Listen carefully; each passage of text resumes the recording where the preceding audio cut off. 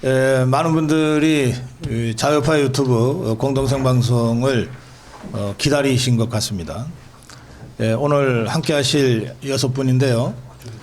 강영석 TV의 강영석 대표, 성창경 TV의 성창경 대표, 그리고 젊은 시각의 송규호 대표, 진격의 변호사의 유승수 변호사, 그리고 이영풍 TV의 이영풍 대표, 그리고 멸콩 TV의 장예찬 최고위원, 이렇게 6분이 함께 하겠습니다. 그리고 지금 저희 고성국 TV와 강영석 TV, 성창경 TV, 그리고 진격의 변호사 TV, 그리고 이영풍 TV는 동시에 공동 생방송을 합니다.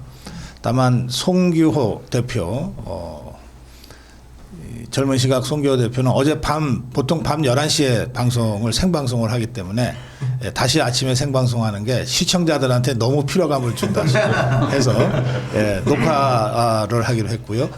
그리고 멸콩 TV는 그 2원 생방송을 하기로 했습니다. 따로 촬영하지 않고 저희들 영상을 받아서 바로 생방송을 하기로 했습니다.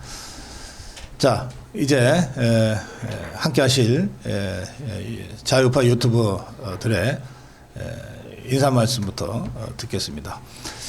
이 자유파 유튜브 공동생방송을 처음 다시 환기시켜 주신 분이 성창경 대표입니다.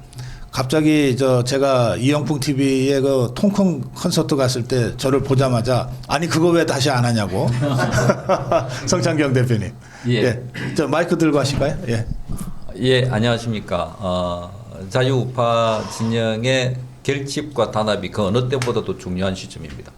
자, 그렇게 보면 유튜브에서는 고성국 TV가 큰 집인 것 같습니다. 그런 측면에서 유튜브가 자주 모이고 그리고 한 목소리를 내고 지금 국가적 위기 상황이기 때문에 그래서 우리가 똘똘 뭉쳐서 한 목소리를 내면서 싸우는 것. 자, 이게 우리 국민들에게는 용기를 주고 희망을 주고 또 국민의힘에게는 자극을 주고 또 더불어민주당에는 압박이 되는 그런 상황이 아닐까 싶어서 이 행사를 추진하자고 했습니다. 좋은 시간 되기를 바랍니다. 네. 고맙습니다. 예, 지금 말씀에서도 딱 드러났습니다. 저희 고성국 TV는 연락 드린 것밖에는 한 일이 하나도 없습니다. 네, 그리고 얼마 전에 우리 그 통콘 콘서트에서 그 대한민국 자유파 유튜브 총연합회가 출범했습니다. 그리고 그것을 대자유총이라고 이제 줄여서 저희들끼리 부르기로 했는데요. 그 대자유총의 출범에도 결정적인 역할을 하셨고 회장을 맡아서 앞으로 더 어려운 일을 좀 감당하시게 됐습니다. 이영풍 대표님 나오셨습니다. 예, 시청자 여러분 반갑습니다. 우리 박수 한번 칠까요? 우리 댓글로 박수를 좀 해주셨으면 고맙겠습니다. 우리 이 방송 보시는 우리 고성국 우리 TV 또 여러 우리 대표님들 방송에서 박수 좀 쫙 올려주시면 좋겠습니다. 아무리 힘들다고 해도 혼자 가면 고행길이지만은 같이 가면 즐거운 여정이 됩니다. 지금은 묻지도 따지지도 말고 뭉쳐야 됩니다. 그런 의미에서 오늘 제가 사석에서 만나면 우리 성창경 대표님이나 또 고성국 대표님은 제가 형님으로 부르거든요. 자, 형님들이 오라고 하시면 바로 뛰어와야 됩니다. 그래서 제가 앞으로 이런 방송이 있으면 제가 다 이영풍 TV 전부 정파시켜버리고 제가 출동하도록 하겠습니다. 오늘 같이 모이신 분들 좋은 말씀 많이 듣고 또 좋은 지혜를 얻어가도록 하겠습니다. 네, 감사합니다. 예, 제가 박수 쳐달라 그러면 별로 반응을 안 보이시는데. 네, 대자유총의 수석부회장을 맡아서 이영풍 대표와 함께 우리 자유파 유튜브들을 앞으로 책임지실 아주 무거운 책임을 맡아주셨어요. 강영석 대표님.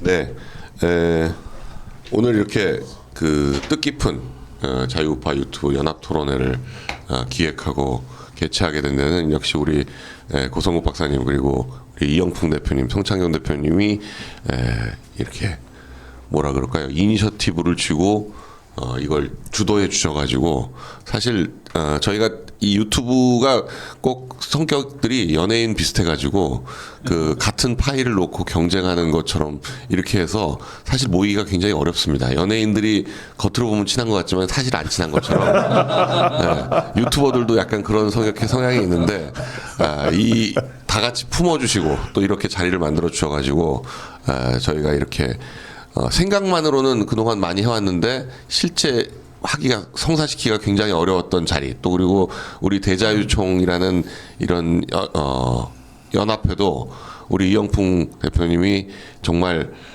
사실 자존심 다 버려가면서 전화해가면서 같이 하자고 해서 네. 된 거지 사실 이게 쉽지 않습니다. 근데 아마 이 대자유총이 만들어진 것 자체가 이 현재 이재명한테 굉장히 큰 압박이고 위협이 되지 않을까. 그리고 거기에 맹종하거나 추종하거나 부역하거나 하는 그 세력들도 굉장히 이 모임에 대해서 경계하고 두려워하지 않을까 싶습니다.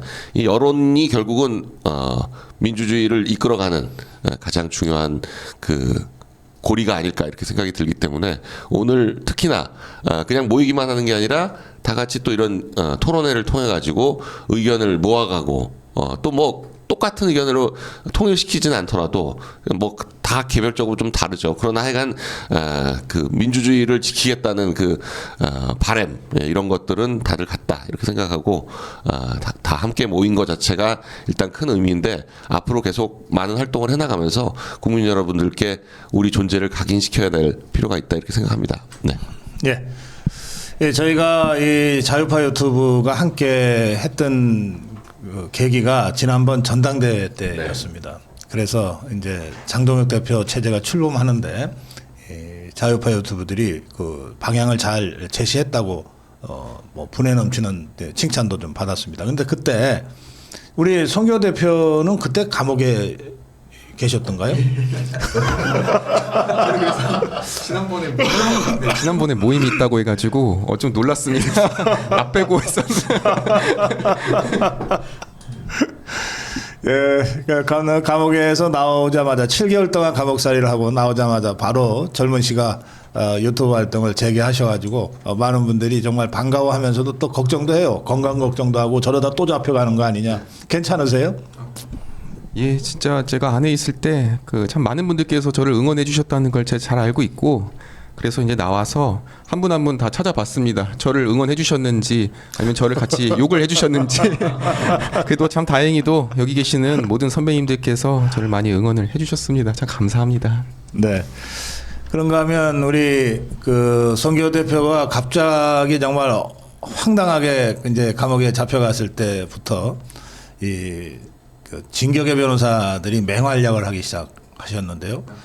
어제 오늘 상황을 보니까 이러다가 진격의 변호사들이 감옥 가는 거 아닌가 은근히 걱정이 됩니다. 유승수 변호사님. 아, 네. 안녕하세요. 그때 송교 대표 저기 했을 때 좀 뭐 저희는 이제 뭐 변호사니까 이제 법률적인 조력한다고 도와드렸지만 많은 여기 계신 유튜브 전부 다 너무 응원해 주셨습니다. 그거 없었으면은 이제 저희가 뭐 이렇게 할 수도 없었던 것이고요. 그때 그 마음으로 다시 한번 이렇게 뭉쳐주셔서 너무 감사드리고 뭐 이 지금 여기 오신 이 패널이라고 말씀드릴까요? 아무튼 이 구성을 보시면 아시겠지만 이 6명 중에는 낙하산이 한 명 있습니다. 그게 바로 접니다. 원래 이제 구독자 20만으로 컷이 돼 여기가요. 저거 미니멈 20만은 채워야 된다. 그런데 이제 저희는 사실 12만이거든요 지금. 그것도 최근에 논란으로 인해서 1만이 늘어서 12만이지. 고전까지 11만이었어요. 근데 이제 고성국 TV에 제가 출연한다는 그 이유만으로 저를 여기다 꽂아 주셔가지고 제가 영광스러운 자리로 알고 열심히 하도록 하겠습니다. 감사합니다. 여러분 진격의 변호사 구독 좀 해주세요. 낙하산이라는 소리 안 듣게 예 부탁드리겠습니다. 네, 그리고 저 멸컴 TV가 강남에 스튜디오가 있었는데 지금 여의도로 이사 중인 모양입니다. 그래서 장현찬 최고위원이 뭐 그 와중에 지금 급하게 달려오느라고 지금 달려오고 있는데 약간 늦어지는 것 같으니까 들어오시는 대로 여러분께 인사드리도록 하겠습니다. 자, 이영평 대표님부터 시작하실까요? 제 첫 번째 질문은 지난 6월 3일 날 이재명이가 권력을 탈취했어요. 그래서 이제 5달이 지나서 이제 6달째 되어 오고 있는데 그동안을 어쨌든 짧게라도 좀 평가 정리를 좀 해주시면 좋겠습니다. 제 같은 경우는 우리 저 이영풍 TV 보신 분들 아시겠지만은 이재명 대통령 선거 끝나고 제가 방송에서 그런 말은 했습니다. 일단 선거를 치렀으니까 대통령이라고 불러는 주겠다고 했어요. 그래서 며칠 이재명 대통령이라고 했는데 안 어울리게. 아니 요즘 보니까 이거 완전 권력 찬탈인 것 아닌가 이런 생각이 드는데 왜 그러냐면은 어제도 보면은 뭐 한덕수 총리가 뭐 저 헌법재판소 가서 거짓말했거든요. 이렇게 실토해 버렸잖아요. 또 곽종근 이해고 왔다 갔다 하는 어떤 거짓말 같은 믿을 수 없는 이야기. 홍장원의 뭐 지렁이 글씨. 아니 이거 보니까 헌법재판소 재판이 이게 제대로 된 건가? 이 권력 찬탈이었구만 이런 생각이 드는 거죠. 그래서 지난 5개월간 가만히 곰곰이 생각해 보니까 이거 내다바이 당했네 이런 생각이 듭니다. 저희들 뭐 제가 어릴 때 자랐던 부산에서 태종대공원 이런 데 가면은 이런 종이컵 갖다 놓고 막 그 안에 동전 넣고 막 돌리잖아요. 그러면 그 술 한잔 드시는 아저씨들은 잘 못 맞춥니다. 그 초등학생들이 딱 보고 있다 맞추거든요. 야 여기에요 이러면 그 사기꾼 아저씨들이 뭐라고 했냐, 애들은 가라 이렇게 하는 바로 그거 아닌가. 이거 그래서 저 일본말로 내다바이 사기당하다. 권력 찬탈된 것으로 보인다. 저는 그렇게 생각이 들어요 요즘. 네. 예, 여러분이 받아주시겠습니다. 제가 참 구치소 안에서 저 이재명 찬탈 과정 보면서 저는 이제 각오를 한 게 절대로 대통령 호칭 안 붙이겠다라는 이제 좀 각오를 했고요. 그리고 두 번째로는 이제 제가 그 구치소 안에서 이제 그걸 보고 이제 재판은 결과를 기다리고 있었는데 제가 나가면 반드시 1년 안에 끌어내려야겠다라는 이런 전체 나름대로의 좀 각오를 갖고 나왔습니다. 6개월밖에 안 남았네. 벌써 6개월 남았네. 조금 바쁘게 움직이셔야 되겠어요. 6개월이나 남았나요? 저는 더 빨리 그러면 끌어내리겠습니다. 참 지금 오늘 정말 귀중한 이 자리가 있는데요. 특히 이제 선배님께서 이제 말씀하신 것처럼 우리 모두가 진짜 힘을 합쳐서 지금 이제 하나의 이제 목적을 가져야 되는 겁니다. 그건 바로 저 이재명이 그 지지자들과 함께 그 경제라는 것을 내세우면서 내가 대통령 되면은 경제를 뭐 살리겠다 이런 이제 가짜 뉴스를 사실상 유포를 했는데요.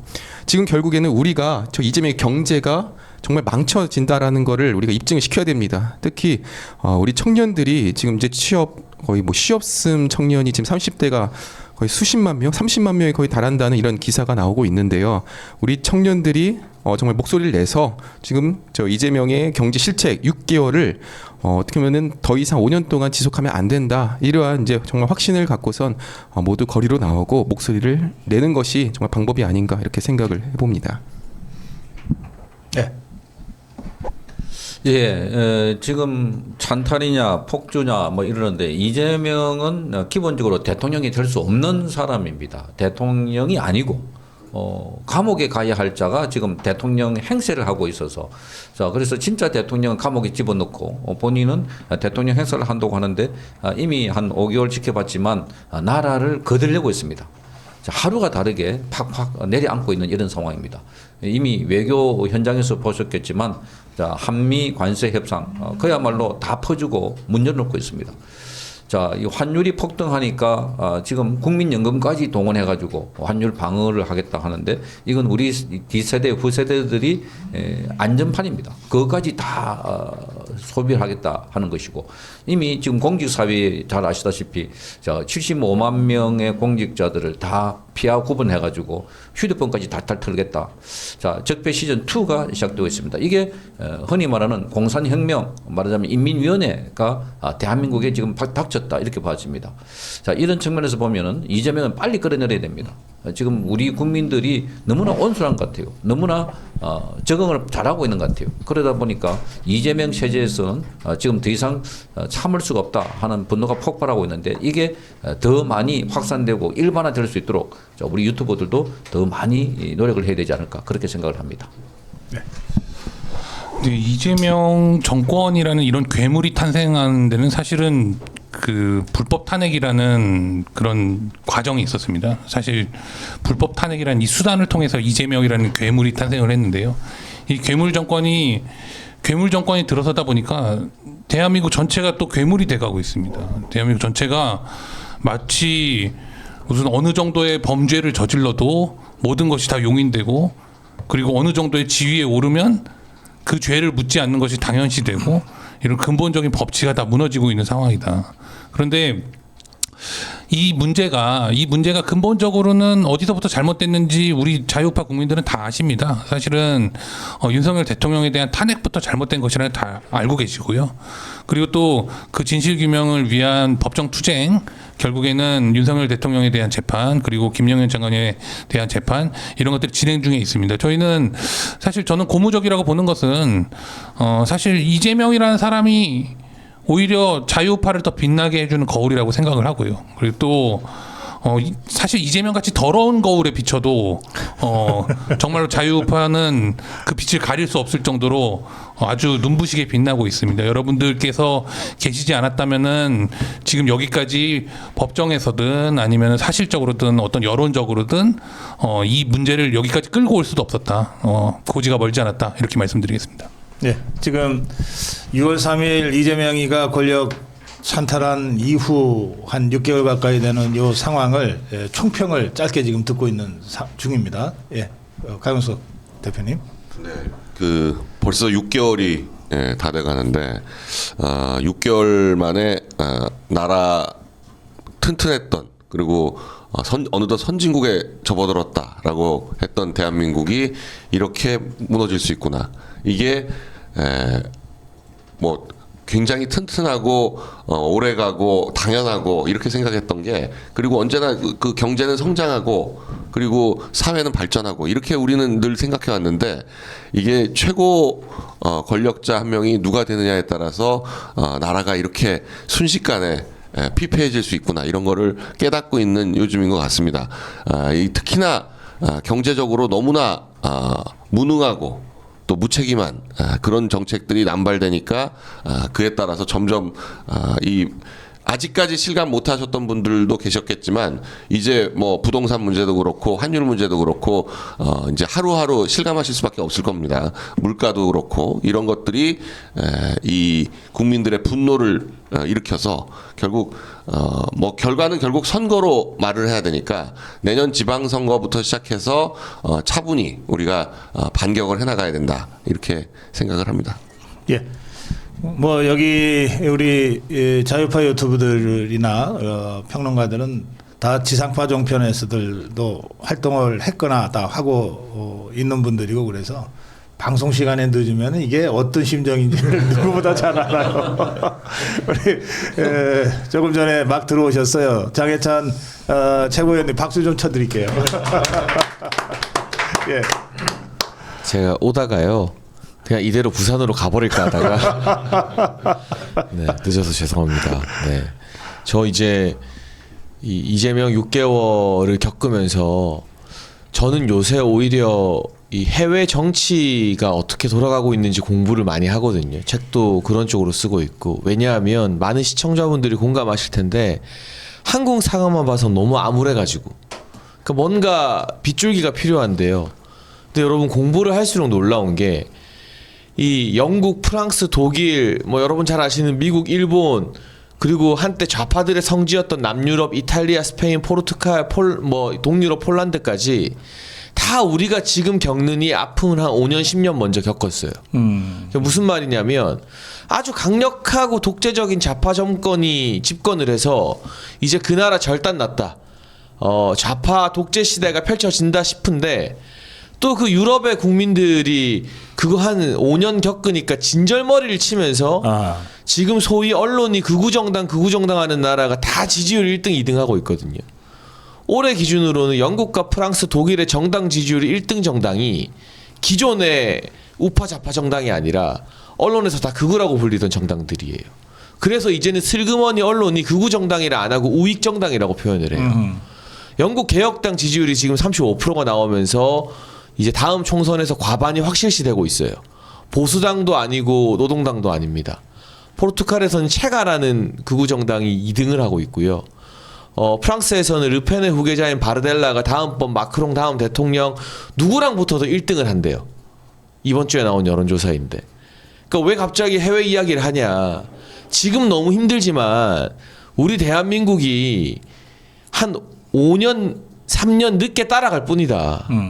이 전 국제적인 질서와 세계적인 트렌드에서는 이 강력한 좌파한테 예방 주사 이게 너무 아프고 너무 힘들지만 이거 뜨거 따끔해하면 국민들이 확 우리 계몽이란 말 쓰잖아요. 계몽되어 가지고 정말 비교도 안 되는 강력한 우파 정권을 출범시키는 게 미국과 일본과 전 유럽의 물결이고 트렌드이기 때문에 그게 사실은 가장 방만하고 가장 좌파적이었던 남유럽에서도 일어나고 있는 일이기 때문에 우리가 이 국제적 질서에 맞춰서 지금 이렇게 뭉치고 독립운동하듯이 모이고 토론하는 게 의미 없는 일이 아니라 대한민국을 세계적인 질서에 맞게 변화시키는 그 길목에 서 있다라는 좀 희망적인 말씀을 제가 요즘 해외 정치 공부하면서 더 많이 하게 되거든요. 그런 말씀을 저는 예. 시청자분들께 드리고 싶습니다.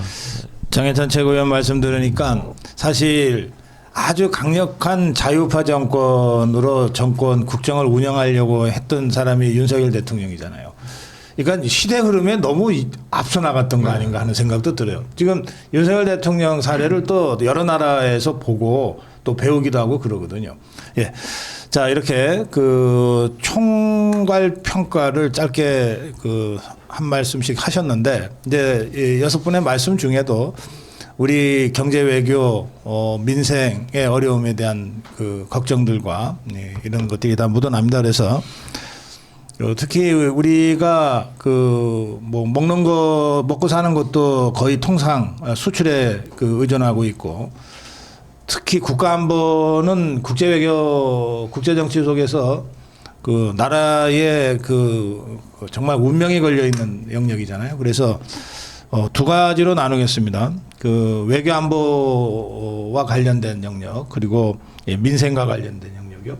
먼저 외교안보와 관련돼서 지난 6개월을 한번 비판적으로 돌아보시면서 우리가 지금 이 시점에서 뭔가를 할 수 있다면 이런 방향으로 가자. 어쨌든 뭐 107석의 제1야당 국민의힘과 우리가 함께 하고 있으니까요. 그런 차원의 말씀을 좀 본격적으로 했으면 좋겠습니다. 강윤석 대표님 시작해 주시죠. 그 가장 윤석열 정부와 지금 이재명과의 그 큰 차이를 느낄 수 있는 게 외교 안보 분야가 아닌가 싶은데요. 외교 안보에 있어서 사실 한미일 체제가 가장 돈독했고 또 그리고 일본과의 관계도 뭐 김대중 오부지 때보다 더 좋았다라고 할 정도로 기시다 윤석열 기시다 관계가 좋았었고 그리고 캠프 데이빗에서 회담을 하고 이랬던 게 바로 얼마 전입니다. 한 1, 2년 전이에요.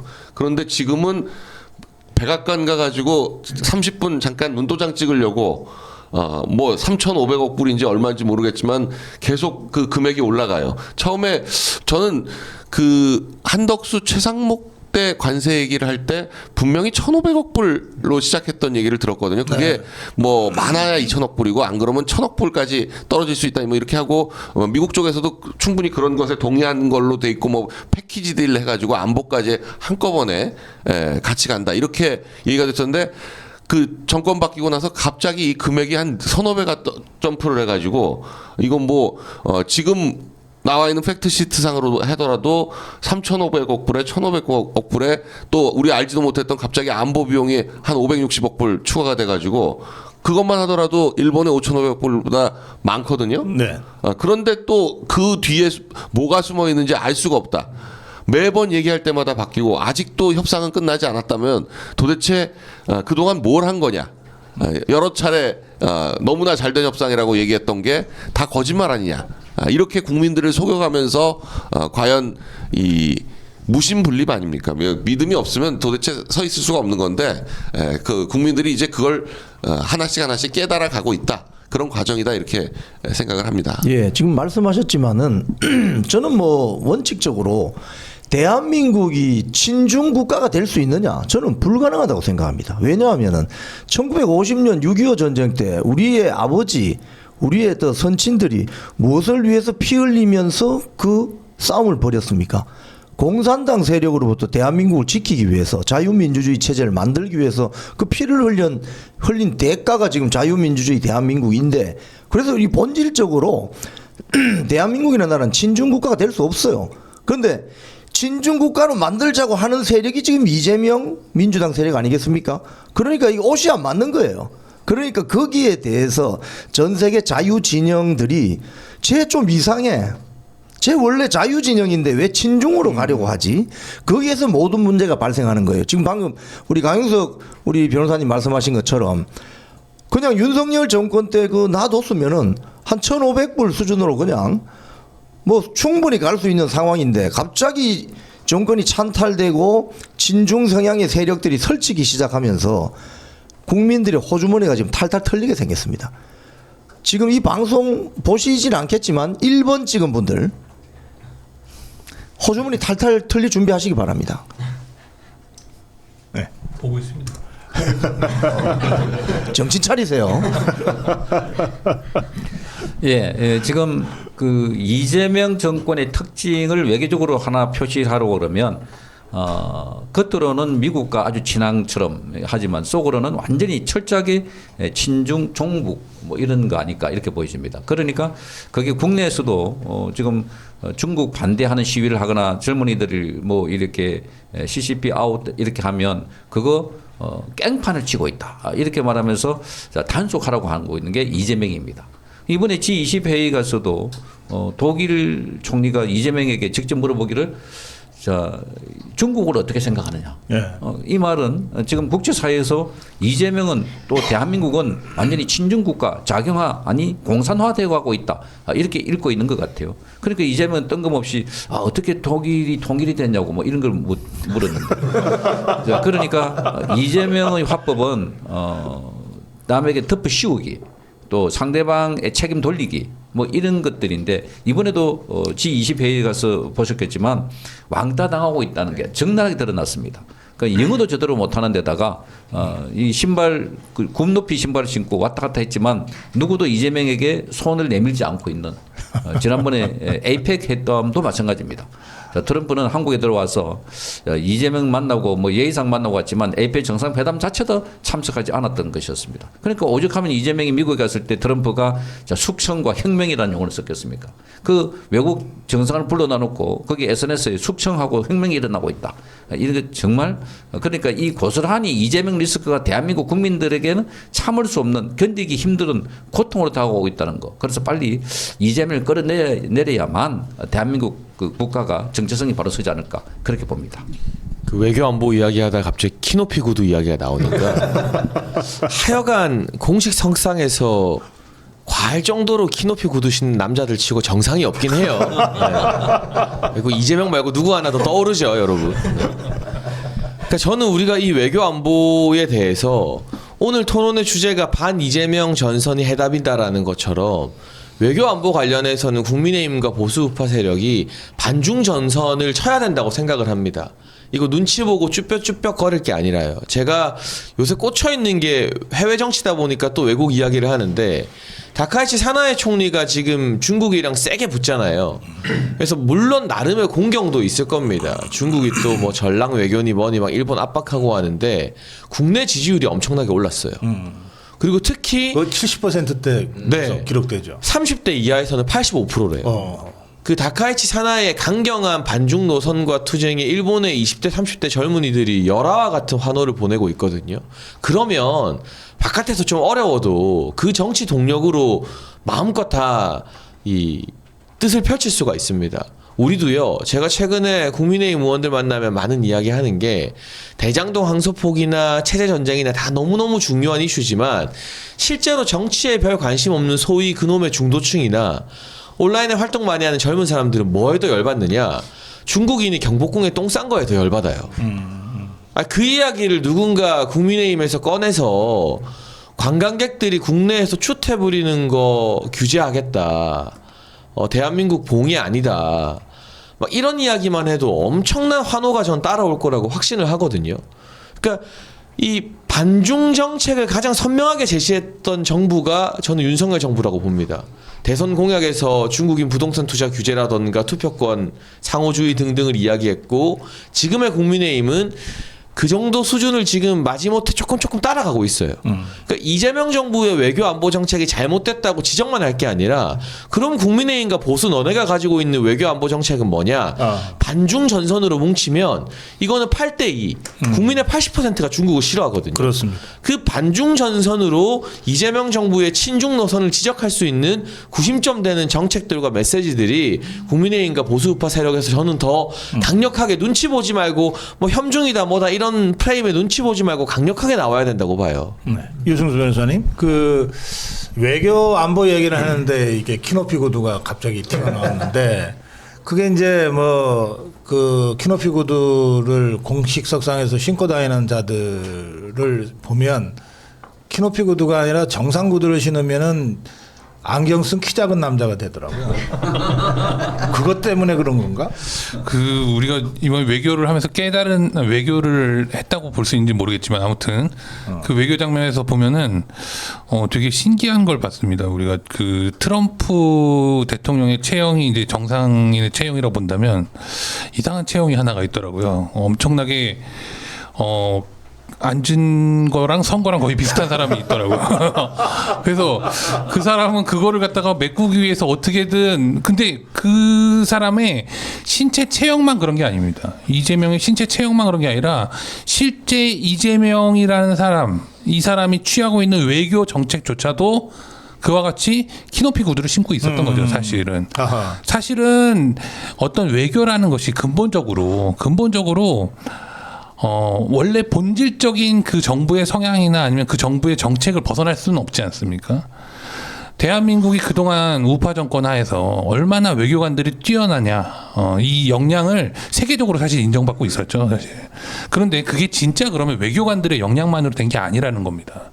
문재인 정권 때나 아니면 지금의 이재명 정권에서 대한민국의 외교가 이렇게 늪으로 가고 있는 이유는 근본적으로 잘못된 사람이 대통령을 하고 있기 때문이에요. 그리고 이렇게 될 거를 몰랐냐는 겁니다. 저는 정말로 안타까운 부분이 사실은 이재명의 이런 패착이나 이런 부분들은 당연히 우리가 지적을 하겠지만 저는 한덕수나 최상목이나 당시에 한덕수나 최상목의 개인기 때문에 그러한 관세 협상이 가능했고 이재명이 되니까는 안 됐다. 그게 아닙니다.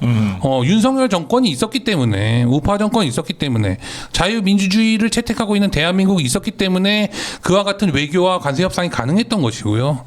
이재명이라는 사람이 대통령이 돼서 대한민국을 대표한다고 이렇게 나대기 시작하면 결국에는 대한민국 외교가 수렁으로 갈 수밖에 없다라는 거죠. 저는 대한민국의 외교의 일선에 있는 사람들이 이걸 깨달아야 된다. 공무원들이라고 해서 그냥 뭐 내심으로 그냥 중립하고 이런 거야 뭐 얼마든지 할 수 있겠지만 본인들의 역량만으로 할 수 있는 게 아닌 겁니다. 이거는 근본적으로 대한민국의 근본적인 정책적인 부분, 체질적인 부분, 뭐 어떤 정체성에 관한 부분이라고 생각을 하고요. 하나만 더 말씀을 드리면 저는 문재인 정권 때도 이 말씀을 드렸는데요. 대한민국 국민들을 한번 붙잡고 한번 물어봅시다. 우리가 한미일로 살래, 북중러안으로 살래? 한번 물어보자는 거예요. 이게 사실은 진짜 이런 대한민국의 어떤 중요한 외교 안보 정책을 결정함에 있어서 국민 투표를 할 수가 있어요. 이런 실제 국민 투표를 하거나 아니면은 이 신임하고 연계해서 대통령이 당선됐을 때 정말로 대통령이 당선 안 될까요? 한미일로 주장하는 대통령이. 저는 근본적인 국민들의 어떠한 깨달음이 있어야 된다. 예, 이렇게 생각합니다.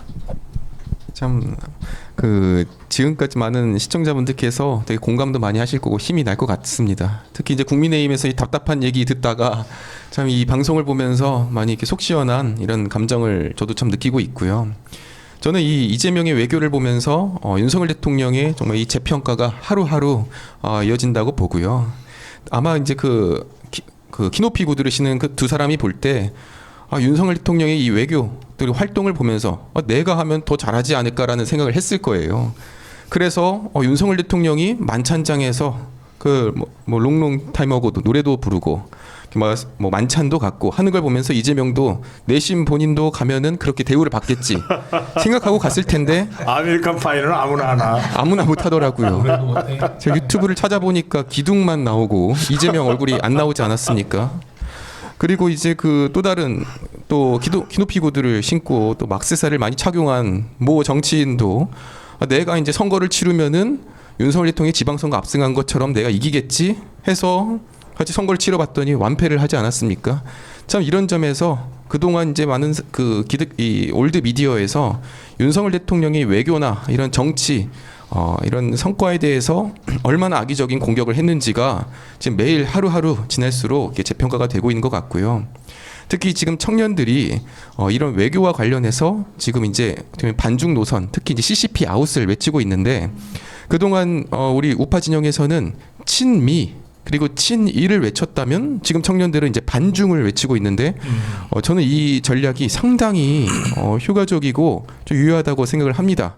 왜냐하면 길거리에서 누구라도 이 중국인한테 한 번씩은 다 당해본 경험이 있고 특히 외국인들이 볼 때 이 CCP 아웃에 대해서 동참하지 않는 외국인이 한 명이라도 있을까 싶습니다.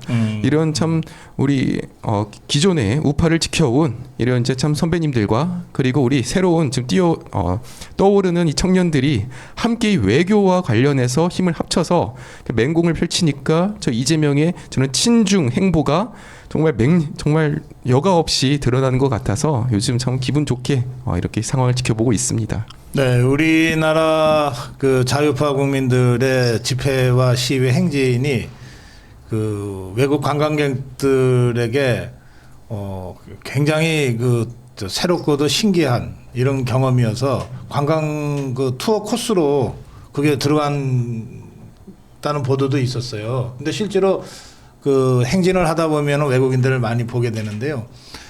그 외국인들이 이제 촬영을 하는데 그 표정을 보면 알잖아요. 이게 뭐 겁이 나면은 거기서 촬영하고 있겠어요. 기자면 몰라도 그냥 일반 관광객들이에요. 배낭 메고 그냥 반바지 입고 이런 사람들이 그 촬영을 하는데 너무 기분 좋고 재밌는 그런 표정들이거든요. 그러니까 지금 뭐 협중 시위를 뭐 제재하겠다고 하면서 관광객들한테 피해를 주고 어쩌고 저쩌고. 그러니까 이재명 세력에게는 관광객은 오로지 중국인 관광객만 보이나 봐요. 네. 그래서 저는 우리 자유파의 이 성숙된 시위 문화가 전 세계로 또 유튜브를 통해서 실시간으로 전 세계에 전파도 되고 관광객들이 직접 와서 겪으면서 전해주는 구전으로 어떤 면에서 대한민국의 진짜 성숙한 이 정치와 국격을 알리고 있다 그런 생각도 들더라고요. 자, 이 외교안보 영역에 대한 말씀들을 한 번씩 하셨습니다. 이제 사실은 너무너무 힘든 이 하루하루를 보내고 계시는 우리 국민들, 서민들이 너무 많아요. 그런데 들려오는 소식들이라는 게 증시 보면은 10% 불만 들어오고 환율은 엄청나게 지금 계속 뛰고 있고 뭐 물가 걱정해야 되고 일자리는 없고 막 이런 상황 아닙니까? 강영석 변호사님 먼저 시작하실까요? 네. 그동안 사실 경제 지표가 뭐 다 환율부터 시작해서 모든 것이 안 좋았는데 오로지 코스피 하나로 버텨왔죠. 그런데 그 코스피가 사실상 이 기관을 동원해서 작전한 거 비슷하게 그야말로 이 2,600에서 4,200까지 올라오는 동안에 들어왔던 외국인 자금이 한 13조에서 14조 정도 됐던 것 같은데 지금 11월 한 달 동안 빠져나간 자금이 14조쯤 됩니다. 외국인 자금이. 그러니까 정확하게 이들이 딱 4,200에서부터 팔아 제끼기 시작해가지고 제일 꼭대기에서 판 거죠. 그러니까 근데 그걸 지금 아직도 기관을 통해 가지고 좀 받치면서 버텨보려고 하는 것 같은데 코스피마저 이제 나락을 가기 시작하면 이제 국민들이 더 이상 이 정권의 경제에 희망이 없다라는 걸 느끼게 될 것 같습니다. 그리고 환율도 사실 좀 늦게 반영되는 경향이 있죠. 환율이 올라가도 당장은 뭐 피부로 느낄 분들이 많지 않잖아요. 외국으로 송금을 하거나 이러지 않는다면 뭐 세상에서 보통 살다가 잘 못 느끼는데 이제 기름값이 오르기 시작하면서부터 이거 피부로 느끼고 있는 것 같아요. 지금 원유 가격은 뭐 역대 최저 수준의 60불대를 기록하고 있는데 휘발유 가격은 지금 1,800원 이상 올라간 상황이라서 이 기름값 인상부터 시작해서 느끼기 시작할 거고 그리고 지역별로는 철강이나 석유화학이나 이게 여파가 심한 지역이 있죠. 여수나 뭐 광양이나 울산, 포항 그리고 서산 이런 쪽에 전부 지금 직격탄을 맞아가지고 뭐 군산은 이미 그걸 겪었죠. 자동차가 빠져나가면서 지역 경제가 완전히 피폐가 됐는데 지금 그런 현상이 바로 다 벌어지고 있다. 그래서 지역별로도 아주 경제가 무너지는 게 느껴지고 있는 그런 상황인데 이 더군다나 이제 부동산 문제가 이 서울 경기 지역에는 아주 실감이 나는 특히나 지금 이번에 대책을 세운 그 지역 내에 있는 자가를 소유하지 못한 분들의 피해가 이제 점점 현실화가 되어가고 있거든요. 그래서 이 경제에 대한 결국은 저는 정권이 버티냐 못 버티냐는 경제에서 결판이 난다고 생각을 하는데 이 경제를 이렇게 망쳐놓고 내년에 선거에서 어떻게 이 지금 민주당이 버틸 수 있겠는가 하는 그런 생각을 해봅니다. 네. 저는 우리 강 변호사님 의견에 거의 250% 찬성하는데요. 경제 때문에 이재명은 망할 겁니다. 경제 때문에 뭐 정치나 뭐 이런 것 때문에 망하는 게 아니라 경제 때문에 이재명은 망할 것이다. 저는 그렇게 봐요. 왜냐하면 기본적으로 이재명 이 정권의 경제 기조는 소위 말해서 조선시대로 돌아가자. 이 경제 기조거든요. 기억하시겠지만 양곡관리법부터 먼저 딱 통과시켜 놨잖아요. 양곡관리법의 최대 수혜 지역은 민주당 표가 많이 나오는 곳입니다. 아시는 것처럼. 쌀을 아무리 많이 생산해도 다 사준다는 거 아니에요. 그걸 국민들 돈으로. 요즘 뭐 쌀밥 잘 안 먹지 않습니까? 뭐 다이어트 하신다고 빵 드시고 뭐 다른 대체 식량이 많습니다. 그래서 쌀이 남아돌아요. 그런데 그 쌀이 남아도는 쌀을 먼저 사주겠다고 하는 게 양곡관리법인데 그 이후에 벌어진 것은 소위 말해서 우리나라 동남권 벨트 아까 말씀하신 뭐 태안 이쪽에 석유화학 이거 완전히 맛이 가는 거 아니겠습니까? 관세 협상 지금 뭐 타결됐다고 떠들긴 하지만은 저 페이퍼 봤어요? 페이퍼? 트럼프 대통령 사인한 페이퍼 보셨어요? 없어요 아직까지. 그럼 어떻게 되느냐? 철강 같은 경우는 50% 관세 때려 맞습니다. 그럼 그 철강이 어디 들어가느냐? 자동차 들어가죠. 그러면 대한민국 제조업의 근간이죠. 소위 말해 일본이 도요타 자동차를 지키기 위해서 나고야 지역을 지키기 위해서 빨리빨리 움직였잖아요. 관세 협상 벌어지기 전에 진짜 일본으로 봐서는 껌값 15조로 US 스틸을 인수했습니다. 왜 일본이 왜 그랬겠습니까? 이미 정보를 걔들은 눈치 빨리 하고 움직인 거죠.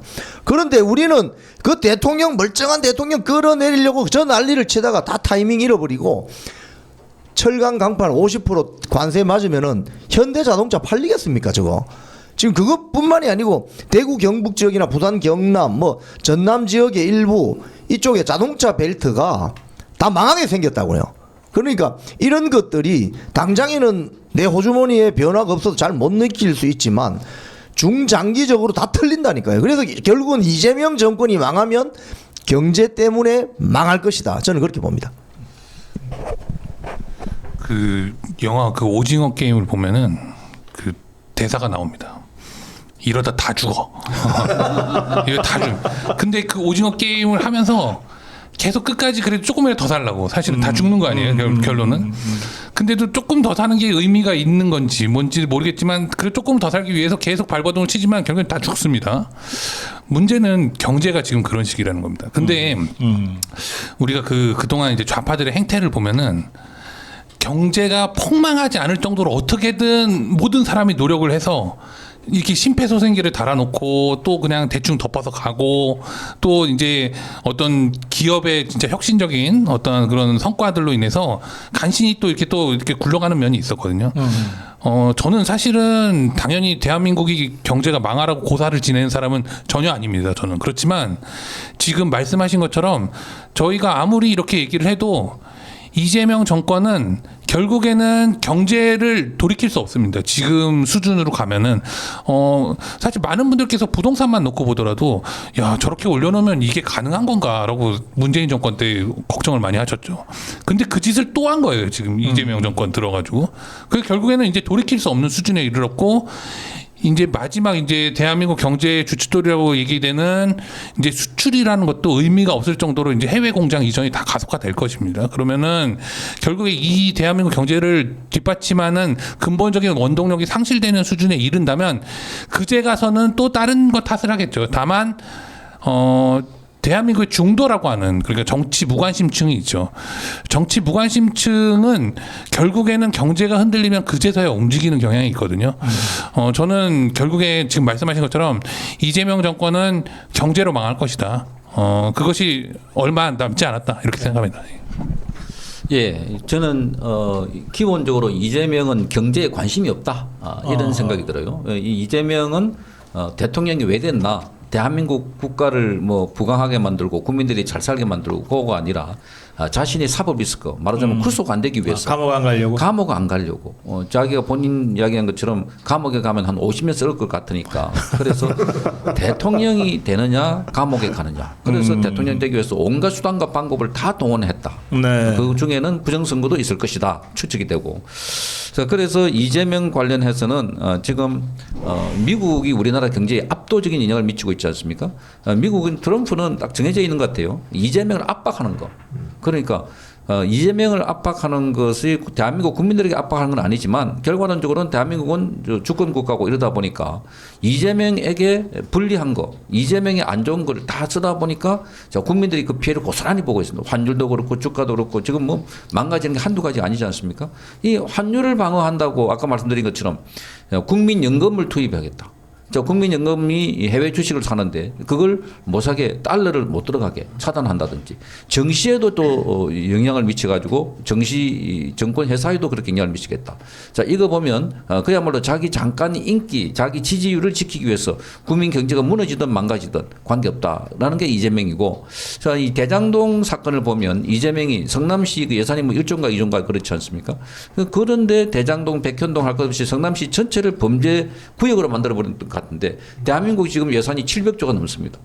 자, 이 자가 지금 대한민국이라는 것을 전체적으로 성남시의 확대판을 만들고 있는 것 아닐까 지금. 그러니까 이런 상황에서도 자기 측근들은 뭔가 또 해먹고 있지 않을까. 우리 국민들이 눈을 부릅뜨고 감시를 해야 됩니다. 왜냐하면 이 자의 처음부터 끝까지 관심은 자기 이익에 매몰되어 있는 자지 국민들, 시민들 관심은 없는 자다. 이렇게 볼 때 지금 우리 국민들은 빨리 이재명을 끌어내리는 게 내가 사는 길이고 우리 공동체가 사는 길이다. 이렇게 봅니다. 그러니까 저는 그냥 실제 예를 주변에서 좀 보면요. 사실 얼마 전까지는 주식이 막 오르니까 너도 나도 돈 번다 하는 친구들이 좀 있었어요. 선배들 중에서도. 그런데 대한민국에요. 대기업 다니고 연봉이 꽤 높아도요. 주식으로 1억 이상 투자하는 사람 거의 없습니다.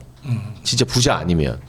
그러면 몇 천만 원 투자해봤자 그거 막 10% 20% 올라서 기분 되게 좋은데 많이 벌면 1,000만 원 번 거예요. 근데 그거 지금 다 까먹었거든요. 그리고 그때 와 이제 주식이 50 그 코스피가 5천 가나보다 들어간 사람들은 지금 다 피눈물 흘리고 있고요. 외국인이랑 기관은 돈 싹 벌고 빠졌고. 근데 설령 주식 떨어진 거 빼고 이건 뭐 또 오를 수도 있으니까 그걸로 막 1,000만 원, 2,000만 원 벌었다 쳐도 그거 진짜 많이 번 건데 이제 이 내년 3월이면 이사철입니다. 그러면 1월, 2월 달에 이제 이사 가야 돼요. 애들 학기 맞춰서. 집주인이 전세 보증금을 2억을 올려달라고 그러네? 이제 전세를 안 하고 월세를 250만 원, 300만 원 받겠다고 그러네? 그 주식으로 얼마 벌었건 간에 그냥 다 푼돈 되는 거고 다 토해내는 거예요. 그러면 이제 서울 살던 사람은 경기도로, 경기도 살던 사람은 저 천안 가면서 뉴스 공장 들으면서 출퇴근하는 거예요. 그렇게 되면. 그래서 우리 교주님은 이재명 잘한다 하는데 나는 왜 이렇게 밀려나는 거지? 그렇게 되는 거예요. 그리고 또 한 가지. 환율이 지금 이제 거의 IMF 수준으로 오르고 있습니다. 그리고 우리나라 뉴스에 IMF라는 공포의 세 글자가 막 등장을 해요. 어저께 뉴스 보니까 IMF가 국내 확장 재정 좀 위험하다. 네, 경고했어요. 네, 내년에 부채가 51% 된다. 이거 줄여야 된다. 물가 상승이랑 이런 것들 때문에. 일단 뉴스에 IMF 세 글자가 오르내리면 우리 국민 대다수가 엄청난 트라우마를 느끼게 되는 겁니다. 결국 부동산과 환율 때문에 이 정부가 연말까지 어떻게 틀어막아도 저는 1월부터 도미노로 무너진다고 보거든요. 예. 그런데 그때까지 보수 우파가 흔들리지 않고 이 이재명의 경제가 무너질 때 우리가 단일 대우를 형성하고 있느냐. 지금 보면 우리가 이후에 이야기하겠지만 장동혁 지도부나 국민의힘에 대한 공격 총공세가 이 연말에 시작된 건 1월에 이재명이 경제정책으로 무너질 걸 아니까 그 전에 보수 먼저 잡아뜨리자라는 일종의 타이밍이 저들에게서 선 것이 아닐까 하는 생각이 듭니다. 예. 참 그 말씀드리면서 드는 생각이 과연 코스피가 오르면 경제가 잘 되는 것이냐라는 생각을 해봤을 때 저는 아니라는 거죠. 그 실제로 코스피 지금 4,200이라고 하면은 지금 2,500에서 거의 뭐 1.7배가 올랐는데 국민 절반은 지금 1,000만 원 이상 손실봤다는 거 아니에요. 아니 그러면 지금 국민들은 다 피눈물 흘리고 돈을 잃고 있는데 코스피 그 숫자만 오르니까 경제를 잘했다. 이게 지금까지 이재명 정권이 내세운 이제 프레임이었습니다. 얼마 전에 그 젠슨왕 그리고 뭐 이재용 뭐 정의선 뭐 깐부 회동을 했었는데 그래서 뭐 그래픽카드 수십만 장을 뭐 받기로 했다 발표나고 막 주가 뛰었잖아요. 그런데 결과적으로 그게 다 지금 트럼프 미국 정부에서 허가를 안 해준다. 결과 나오니까 또 하나같이 다 폭락을 하기 시작을 했고 결국 이 주식 상승은 지금까지 그 삼성전자랑 SK하이닉스 가장 큰 두 기업이 주가가 뛰면서 이게 4,200을 지금 찍었던 것인데 알고 봤더니 이 반도체 투자라는 거는 기본적으로 한 최소 3년 전에서 5년 전에 투자를 해야 그 성과가 이제 뒤늦게 나온다는 거예요. 그럼 지금 이 반도체의 이 성과는 그 윤석열 정부 때 그때 투자를 해가지고 공장을 짓고 나온 결과가 지금 이재명 정부 때 지금 정권 때 지금 드러난 것인데 이거를 지금 뭐 본인들이 성과라고 내세우고 있는 게 얼마나 참 웃긴 일입니까? 네. 가장 중요한 거는 내수 경제입니다.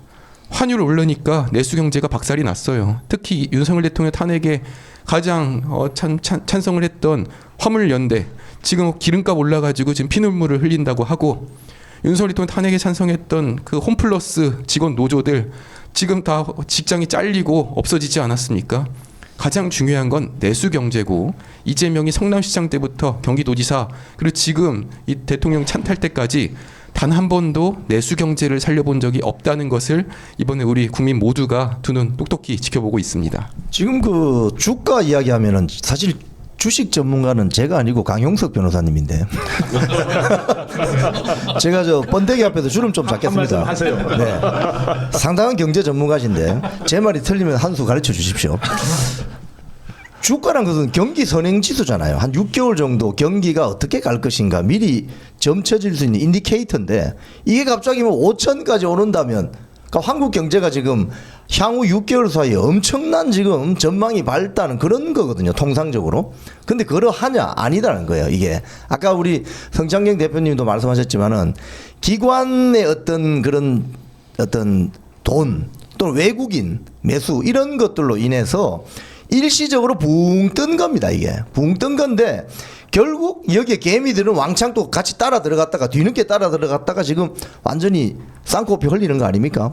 자, 그런데 이재명 정권의 전체적인 어떤 경제 기조가 그동안 쭉 5개월 동안 지켜보면 환율이 지금 불안하지 않습니까? 그 환율이 왜 불안해지냐 이거예요. 환율이. 이건 결국은 정치적인 요인에서 찾을 수밖에 없는 겁니다. 이 정치와 경제는 맞물려 있는 것인데 자유진영의 총본산이라고 하는 미국 트럼프 행정부가 이재명에 대해서 전 친중이고 영저 대화가 안 돼. 정치적인 이유로 계속 압박을 하잖아요. 그러니까 사업하는 사람들, 비즈니스하는 사람들이 한국의 리스크가 커진다. 그게 고스란히 환율에 반영이 되는 거거든요. 그 환율이 오르면 어떻게 되느냐? 수입 물가가 상승합니다. 수입 물가가 상승하면 국내 물가가 동반 상승하게 돼 있습니다. 그러면 어떻게 되느냐? 내가 주식에서 1,000만 원 벌어도 우리나라 화폐 가치가 떨어지기 때문에 거기서 거기다 빈 깡통이다 이 소리입니다. 지금 그래서 이 방송을 보시는 자들 아까 많이 본다 그랬죠. 1번. 네, 1번 찍는 1번 찍는 분들 그리고 4050들 정신 차리세요. 지금 지갑 다 털리고 있다고. 근데 아직까지 정신 못 차리고 있으면 그건 뭐냐? 지식은 많을지 몰라도 지혜롭지 못한 거죠. 그 책임은 나중에 쌍코피 흘리면서 지게 될 거예요. 예, 한 말씀 해주셔야 되겠네. 주식 전문가. 갑자기 주식 전문가가 되는데 예. 아니 근데 그 지금 이런 단 6개월 만에 이렇게 경제가 왜 이렇게 바뀔 수 있느냐?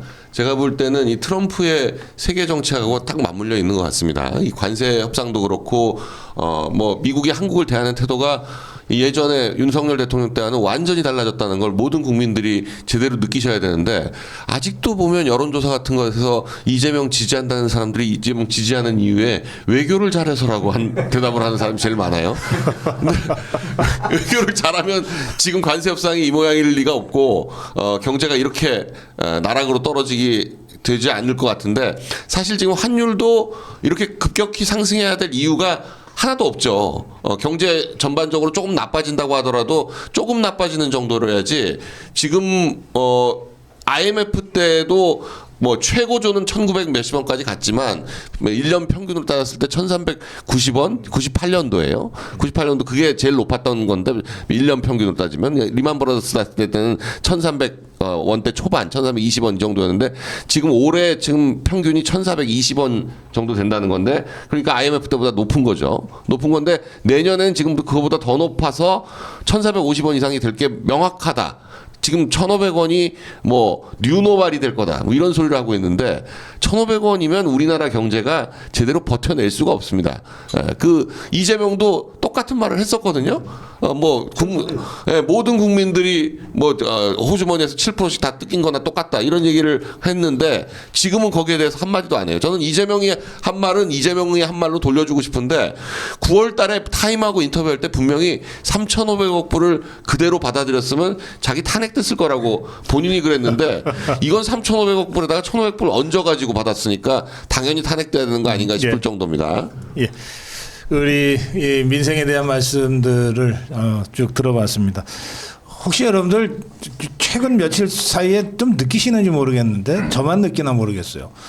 그 길에 차가 줄었어요. 예. 주차장에 낮인데도 주차장에 빈자리가 거의 없어요. 그리고 길거리 가게는 점포 임대가 계속해서 더 많이 나붙고 있습니다. 그러니까 기름값이 환율 때문에 바로 연동돼서 오르니까 그냥 안 나가고 있는 거예요. 그냥 집에 차 두고 대중교통 이용하고 그 다니질 않아요. 그리고 뭔가 좀 이를테면 줄이는 순서들이 있잖아요. 뭐 영화 2번 갈 거 1번 가고 외식 2번 할 거 1번 하고 이런 식으로 줄여버리니까 거리에 사람들이 별로 없어요.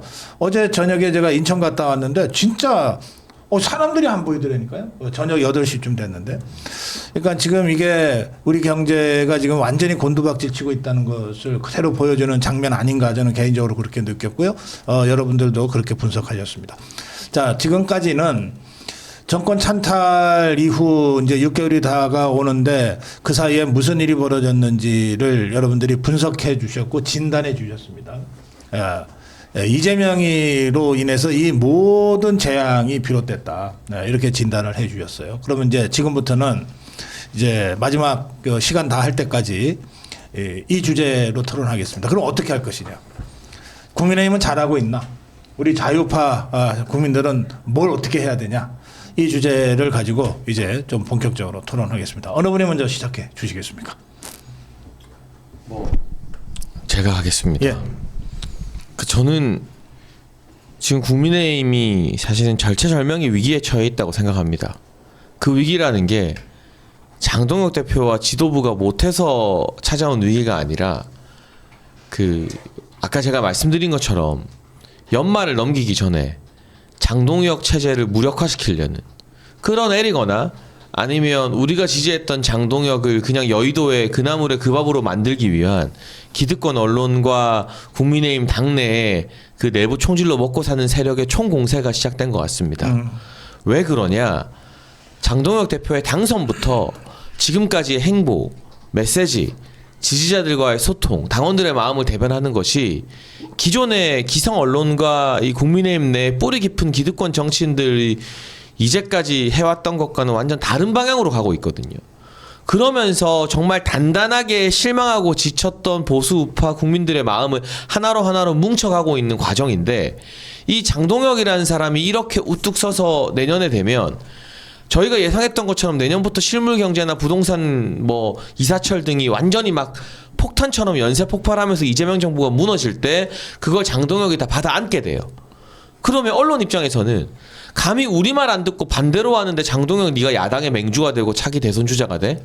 용납할 수 없는 일이고 집단에 다 대선 주자라고 생각하는 고만고만한 인간들은 이제 장동혁한테 더 이상 대들 수가 없게 되니까 내년 되기 전에 장동혁을 흔들어서 무너뜨리자라는 거거든요.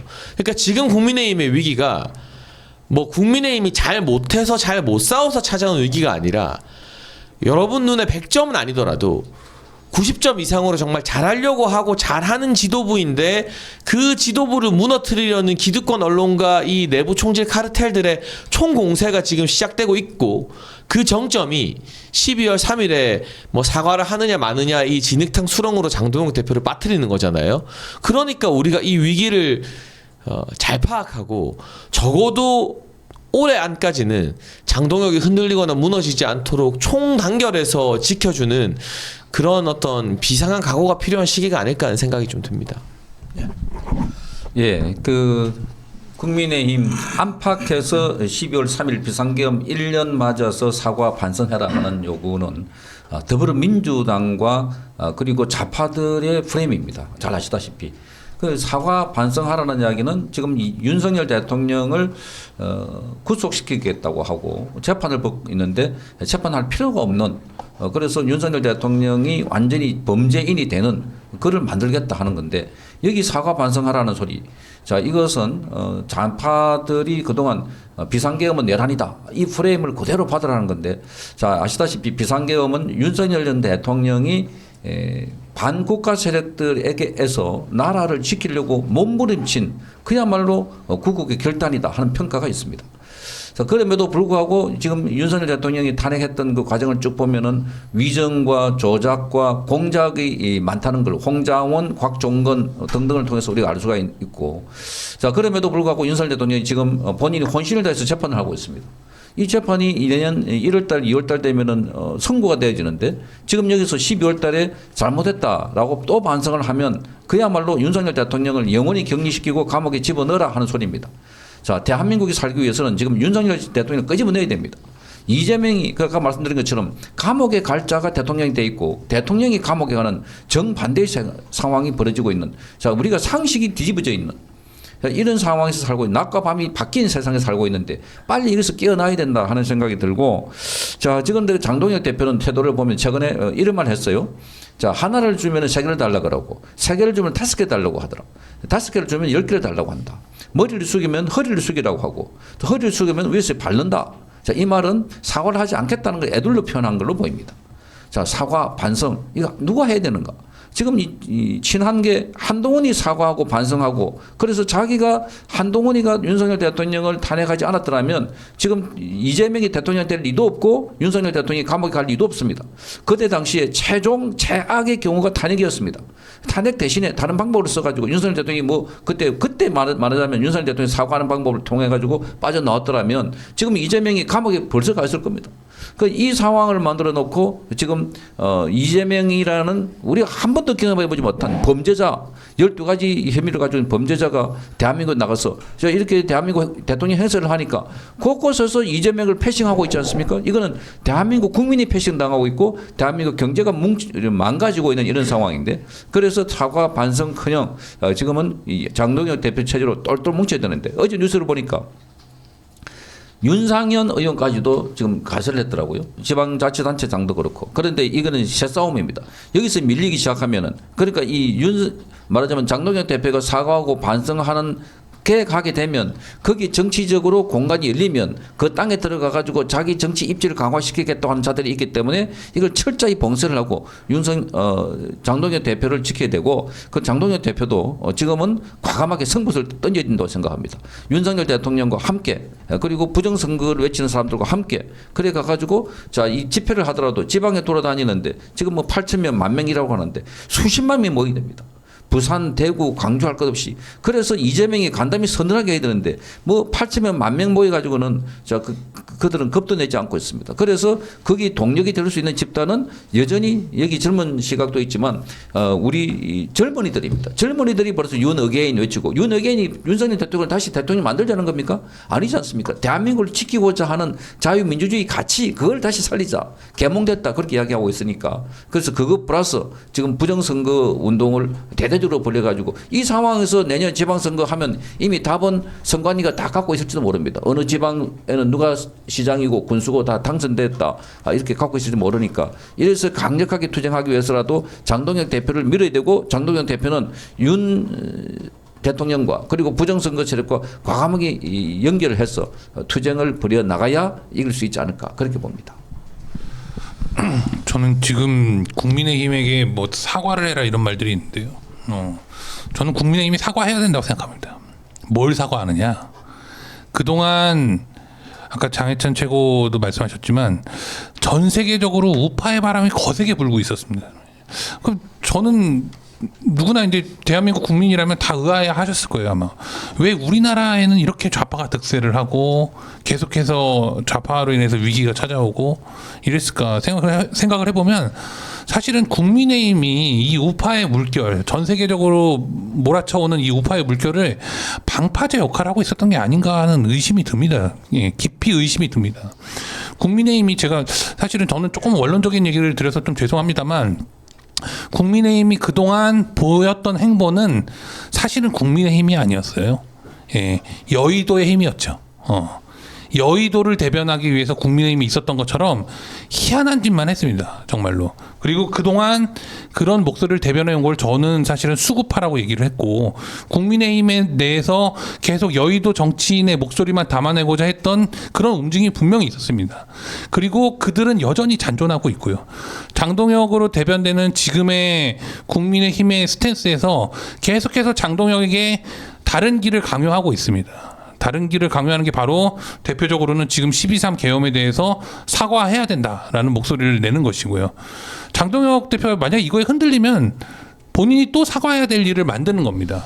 절대 흔들릴 일이 아니고 지금은 오히려 이런 스탠스를 가져가는 것 자체가 과연 그 당명에 걸맞게 우파 국민들의 힘이 되고자 하는 것인지 의문인 것이고 이런 역할을 해왔던 사람들이 다 망했습니다. 그동안. 한동훈이 어떻게 했습니까? 한동훈이 들어와가지고 결국엔 여의도 정치인들의 어떠한 바램을 갖다가 대변한다고 하면서 결국에는 끌어들인 것은 다 좌파들이었어요. 위장 우파들이었고요.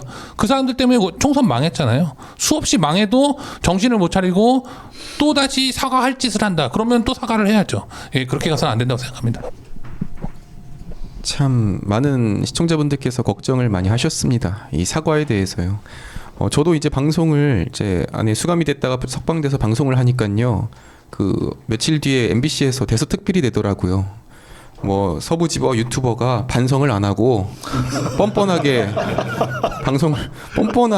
방송을 한다고 해서 제 얼굴을 모자이크 처리하고 뭐 음성 변조도 해서 아주 뭐 악질적인 유튜버로 묘사를 하더라고요. 전 분명히 사과를 했습니다. 저를 기다려주시는 구독자분들한테 심려 끼쳐드려서 죄송하다. 저는 저를 기다려주신 분들한테 반성을 하고 사과를 드렸고요. 제가 왜 MBC한테 사과를 해야 되고 제가 왜 민주당한테 사과를 해야 됩니까? 지금 저 좌파 유튜버 중에서 저 얼마 전에 뭐 그 이동형인가요? 뭐 그런 진행자가 어떤 막말을 하고 정말 뭐 입에 담기도 싫은 이런 말을 해도 잘못했다고 안 하잖아요. 오히려 막 내가 뭘 잘못했냐 오히려 더 나오지 않습니까? 저는 저 이동형이나 그리고 그 체포조 발언을 한 김어준 이런 사람들이 자기가 발언에 대해서 사과를 하고 잘못했다 하면 그럼 저 또 그때 한번 고민을 해보겠습니다. 참 그동안 올드 미디어에서 그동안 밀었던 단어가 중수청인데요.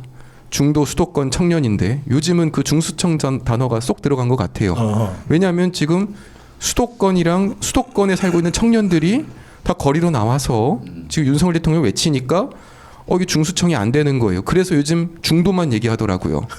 왜냐하면 그동안 조중동이 밀었던 중수청 아무리 말을 해도 청년들이 국민의힘 우파를 지지하지 않았지만 비상계엄 이후로 지금은 10대 20대 청년들 절반 이상이 지금 우파가 되지 않았습니까? 그런 점에서 저 기득권 언론이 하지 못한 일을 어떻게 보면 윤석열 대통령이 해냈고 참 우리가 해냈다 이런 생각이 들면서요. 지금 우리 청년들이 밀고 있는 이 사람이 누구냐? 결국에는 제가 찾아보니까 김민수, 장동혁 정말 국민의힘에서 두 사람을 전폭적으로 밀고 있는 것 같아요.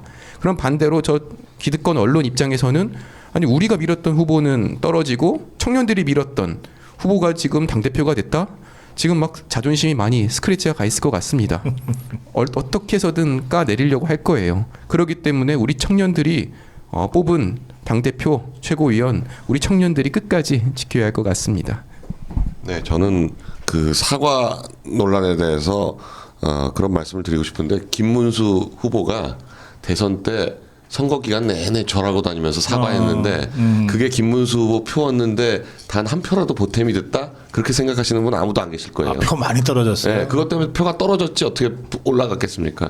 그리고 뭐 사과해라 하는 방식이 꼭 일본한테 사과하라고 하는 거 비슷하게 사과하고 나면 진정성 없다 그러고 또 뭐 진정성 있게 사과를 좀 세게 하면은 저 진심이 아니라고 그러고 뭐 이런 식의 논쟁이 계속될 수밖에 없기 때문에 이건 사과의 문제도 아니고 더 이상 우리가 이건 세력의 문제다.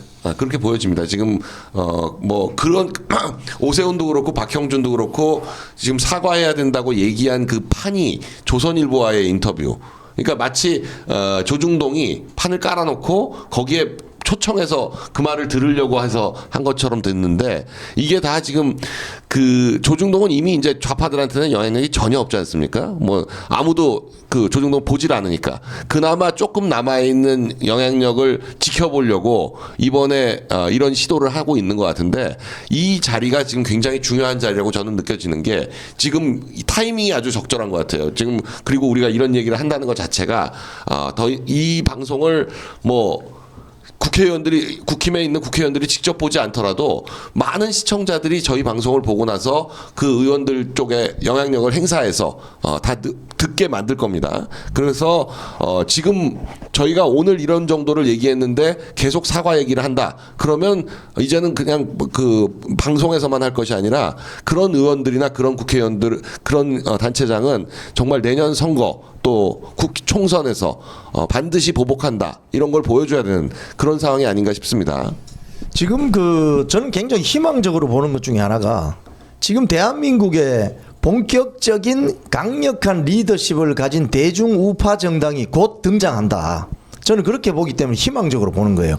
그러니까 동트기 전에 새벽이 가장 어둡듯이 지금 굉장히 대한민국에서 그동안 우리가 보지 못했던 강력한 리더십 가진 대중 우파 정당이 등장이 눈앞에 와 있다. 저는 그렇게 봅니다. 아까 장해찬 최고위원이 말씀하신 것처럼 전 세계적인 글로벌 트렌드를 우리가 비껴갈 수가 없거든요.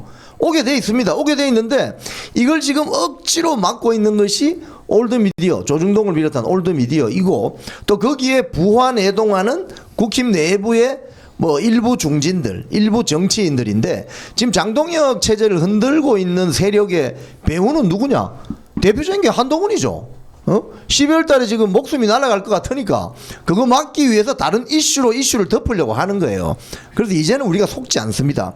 저는 그래서 장동혁이라는 인물을 어떻게 보느냐. 한 120년 전에 우리 조선 구한말에 갑신정변이라고 있었습니다. 김옥균, 박용여 등이 일으킨 갑신정변이 왜 실패했느냐? 백성들하고 같이 안 해서 그렇습니다. 지금 장동혁 처제가 해야 될 일은 뭐냐? 제야 세력에 나와 있는 국민들하고 같이 뭉쳐야 됩니다. 화학적으로 융합을 해야 됩니다. 그게 이기는 길이지. 사과한다? 사과하면 뭐 진정성 있게 받아줍니까? 또 하라고 할걸요 아마. 지금 사과할 때가 아니고 장동혁 대표가 당대표 출마할 때 한 말이 있습니다. 비상계엄을 탓할 것이 아니라 비상계엄을 하게 된 그 배경을 만든 그 원인을 찾아야 된다. 그 원인에 대해서 우리가 살펴야 되고 거기에 대해서 문제를 삼아야 된다고 했던 그 자세, 그 초심을 잃지 말고 지금 해야 될 일은 신갑신정변을 일으키겠다는 생각을 가지고 국민들하고 화학적으로 융합해서 정면 돌파하면은 장동혁은 2026년 내년 신갑신정변의 핵심 인물이 될 수 있다. 저는 그렇게 봐요.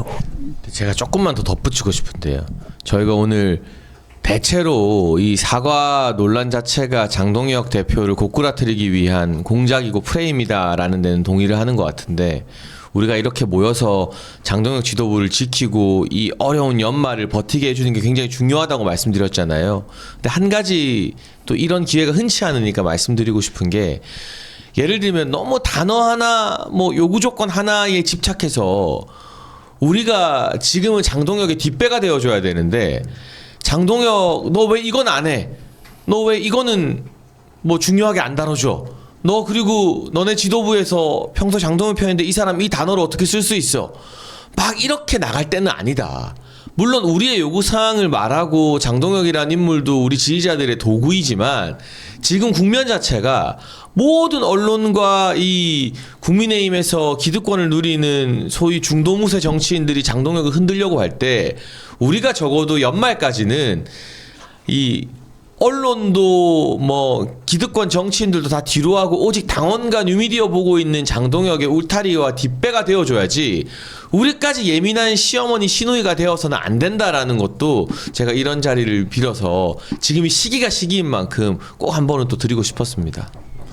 예, 지금 장혜찬 최고위원 말씀이 저는 굉장히 좀 의미 있다고 보는데요. 저 좌파 것들은요, 문재인 때 보면은 이니 네 맘대로 하잖아요. 뭘 하든 간에 밀어주겠다는 거예요. 그러니까 문재인이가 지 맘대로 하지. 개딸들이 똑같지 않습니까? 이재명이가 뭐라고 해서 직원들 생각과 좀 다른 얘기한다고 해서 비판하거나 뭐 지적질하는 사람이 있습니까? 무조건 맞지 그게.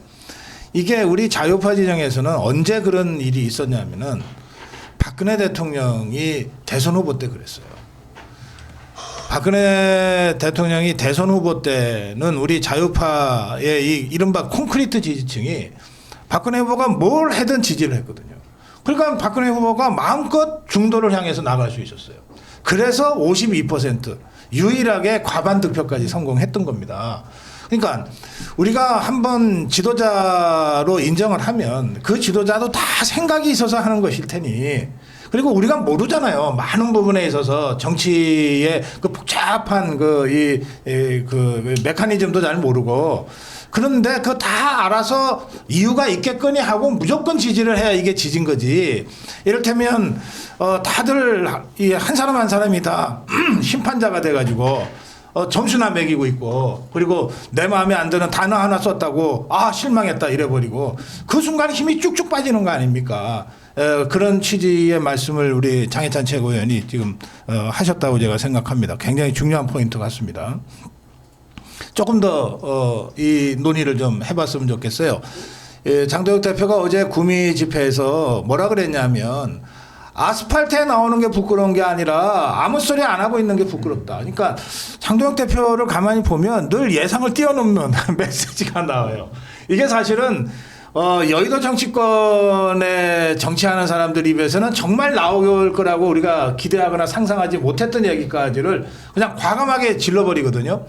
예. 지금 그 장동혁 대표의 그동안의 메시지를 이렇게 쭉 우리가 팔로잉을 해보면은 기존의 여의도 문법과 다르게 갑니다. 여의도 문법이라는 게 소위 말해서 그동안 그 정치하던 사람들끼리 그들만의 리그 속에서 정치 공학적으로 이루어진다면 장동혁 체제는 사실 이 지금 현재 우리가 이 논의하고 있는 이 자리가 저는 뉴미디어의 관훈 클럽이라고 생각하거든요. 지금 구 관훈 클럽은 별로 영향력이 없습니다. 뉴미디어의 관훈 클럽인 이런 자리에서 이야기하는 것들을 잘 청취를 하고 그 민심을 잘 반영하고 있습니다. 특히 많은 국민들이 12.3 비상계엄이나 윤석열 대통령 탄핵에 대해서 혼란스러워할 때 장동혁 대표는 당대표 출마하면서 그 이야기를 했잖아요. 비상계엄을 왜 하게 되었는지, 줄탄핵, 특활비, 특경비, 삭감, 그리고 취임하기도 전부터 탄핵시켜야 된다고 했던 그 자들, 그거부터 살펴야 된다고 했단 말입니다. 이 말은 일상에 바쁘고 생업에 바빠서 정치 현황들을 잘 모르지만 상식적으로 대한민국 정치를 바라보는 국민들의 그 평균 수준의 인식을 가지고 있는 거예요. 바로 이게 대중적인 정치 지도자의 자질이라고 보는데, 그런 측면에서 장동혁 체제는 전의 지도자들과는 다르다. 그래서 국민의 눈높이에 굉장히 맞춰져 있다. 이런 점이 저는 강점이라고 봅니다. 예, 조금 더 부연해서 설명을 드리면 지금 정치가 많이 달라지고 있습니다. 언론도 달라지고 있고 이게 우리 과거의 경험칙으로 지금 여의도 정치를 바라보면 안 된다. 지금 민주당 같은 이런 정부가 들었을지를 우리가 누가 감히 상상을 했겠습니까? 전과 사범에다가 12가지 혐의 재판 8가지 사건을 갖고 있는 자예요. 그리고 자기 주변에 잘 아시다시피 7명, 8명 죽고 거짓말하고 스캔들이 있고 자, 이런 자가 대한민국 대통령 돼가지고 밖에 나가니 대한민국 국민이 창피스럽고 망신스럽고 그리고 경제가 망가지는 것도 너무 당연스럽다 이렇게 되지는데 자, 거기에 민주당의 정권이라고 하는 것은 이건 지금 뭐 정청래를 비롯해서 다 보시겠지만 최민희나 또는 거기 주미애를 보면 이건 정치가 아니고 양아치. 그러니까 이건 우리가 한 번도 경험하지 못했으니까 그러면 거기 상황에서 정치는 상대적인데 여당은 어떻게 변해야 되느냐? 야당은 지금 현재 야당도 거기 맞춰서 변해야 되는데 지금 아직까지도 여기 갖고 있는 프레임이 뭐냐? 착한 정치를 하고 있어요. 선비 정치를 하고 있어요. 그 품위, 뭐 형식, 자 이런 걸 따지고 있는데 과감하게 돌파를 해라. 그래서 자 거기에 맞는 싸움에는 강한 놈이 살아남지 싸움에는 착한 놈이 이기는 건 아니지 않습니까? 그러니까 거기에서 장동혁은 더 독해질 필요가 있다. 그러니까 장동혁을 우리는 지원하고 응원하고 하는데 지금 그 주변에서 얼쩡거리는 사람들 보면 과감하게 장동혁이 칼을 빼가지고 자 독하는 게 좀 나갈 필요가 있다. 그게 카리스마가 필요하다. 그런 카리스마가. 자 그래서 지금 정치가 바뀌고 있고 리더가 바뀌고 리더십이 바뀌고 있는 상황에서 장동혁의 출연은 생긴 건 아주 뭐 보시겠지만 고상하게 생겼지만 그러나 아까 고 박사님 말씀하신 것처럼 장동혁이 내뱉고 있는 말 중에는 섬뜩섬뜩한 표현들이 많습니다. 우리가 경험해보지 못한 자 이게 새로운 뉴 노멀이 될 수 있도록 그래서 좀 독하고 강하고 그리고 뭐라 그럴까 민주당에 대해서는 자, 그 예측하기 힘든 그러니까 장동혁이라고 하면은 민주당이 저렇게 나오겠지 하는데 그게 아니라 뛰어넘는 그런 발언과 행동을 보여줄 필요가 있다. 저는 그렇게 생각합니다. 네, 착한 정치는 이제 아무도 원하지 않습니다. 예, 말씀하신 것처럼 자꾸 착하게 만들려고 하는 게 이제 올드 미디어들의 전략이고. 그리고 또 이런 전투력을 감쇄시키는 정책을 그런 식의 방향으로 자꾸 강요를 하는 게 바로 좌파들의 전략이죠. 그 전략에 빠져들지 않고 계속해서 자기 갈 길을 가는 당대표가 장동혁 당대표인 건 맞습니다. 예, 그리고 말씀하신 대로 어떤 기존의 어떤 문법이나 이런 것들에 얽매이지 않고 사실은 어느 정도 얽매여서 어느 정도 수준으로 나올 것이다라고 예측을 하더라도 그 이상으로 기대에 부응하는 말들을 해온 것도 부인할 수 없는 것이다. 예, 그런데 거기서 이제 조금이라도 흔들려서는 안 된다라는 거예요. 그렇게 되면은 저희 사실 우파 국민들이 저는 뭐 우파 국민들께서 국민의힘에 대해서 뭐 무한한 지지를 보내주셔야 되고 지켜야 되고 이런 것도 이해를 합니다만 우파 국민들이 더 불쌍합니다. 솔직히 말하면 우파 국민들께서 그동안 수없이 속아왔어요. 국민의힘의 어떠한 그 일단은 믿어주고 이번에는 밀어주고 하는 것들에 대해서 그동안 안 밀어줬습니까? 솔직히 다 밀어줬죠. 그러면은 장동혁 대표는 이 지금의 상황에서 우파 국민들의 지지가 있습니다. 지금 현재 장동혁 대표에 대한 기대도 여전히 있고요. 이 기대를 계속해서 어떻게 가져가야 되는지를 당연히 고민을 하셔야 되는 것이고요. 그런 고민하에서 지금까지 잘 해온 것처럼 앞으로도 잘 하시길 바란다. 이런 말씀을 꼭 드리고 싶습니다. 괜히 어설픈 착한 척이 있습니다. 어설픈 착한 척하고 어설프게 쿨한 척, 어설프게 젊은 척하는 사람이 있었죠. 바로 그게 한동훈이었고요. 얼마 전까지. 그렇게 하면 망하는 겁니다. 그렇게 하면은 벗겨지는 거죠, 진짜. 그 실체가 벗겨진다. 실체가 벗겨진다고. 오해하지 마세요. 뭐 오해를 해도 할 수 없어요. 오해했어요, 저는. 뭐 오해도 됐지 뭐. 예. 저는 우리 국민들의 마음을 헤아려 줘야 된다. 그게 국민의힘 당 대표가 아니면 누가 하겠습니까? 그 기대도 마찬가지로 흔들지 않도록 열심히 해주시기 바랍니다. 참 공감이 되는 말씀 많이 해주셨는데요. 특히 조금 전에 이제 우파 국민들이 불쌍하다라는 말씀이 저도 참 같은 생각이에요. 저희 우파를 한 5년, 10년 동안 지켜주신 분들이 정말로 얼마나 마음고생 많이 하셨습니까? 최근에 이 사과 발언으로 주말 동안 울분이 터졌던 것도 그런 같은 맥락에서였던 것 같습니다. 지금 결국 저쪽에서 이제 친한계에서 장동혁 대표를 공격하는 이유가 뭔가 찾아보니까요. 장동혁 대표가 배신자라고 하더라고요. 그러니까 우리 왜 한동훈을 지지해놓고 왜 갑자기 한동훈을 배신하냐? 배신자라고 공격을 하는 거예요. 다른 사람도 아니라 한동훈과 한동훈 지지자들이 어떻게 배신자라는 말을 입에 달 수 있겠습니까? 우리는 그러기 때문에 그 장동혁 대표를 전 더더욱이 지켜야 된다고 생각을 하고요. 특히 최근에 이제 참 나경원 의원과 황교안 대표 등등의 이런 국민의힘 뭐 거의 20-30명의 이런 좀 전현직 의원들이 좀 이제 재판을 받았습니다. 그때 이제 제가 한동훈 팬클럽에 좀 잠입을 해가지고 여론을 찾아보니까요. 아, 박탈되라. 우리 제발 떨어지면 우리 한동훈 동작을 보내고 누구는 여기 보내고 또 누군 저기 보내자. 그러니까 우리는 이게 박탈이 안 되길 바랬는데 같은 이제 국민의힘이니까 심지어는 직전까지 막 비대위원장 했던 사람과 지지자들은 어떻게 보면 당이 망하길 바랬던 거예요. 이걸 보면서 우리가 지금까지 같은 국민의힘이라고 하면은 뜻을 같이 공유했구나라는 그런 정말 안이한 생각이 있었나? 라는 생각이 들었고요. 그렇기 때문에 그 국민의힘 타이틀 달고 나는 우파야라고 말하면서도 뒤로는 지금 저 장동혁 진후보 무너지면은 우리가 저거 당 대표랑 공천권 장악해가지고 우리가 좌지우지하자.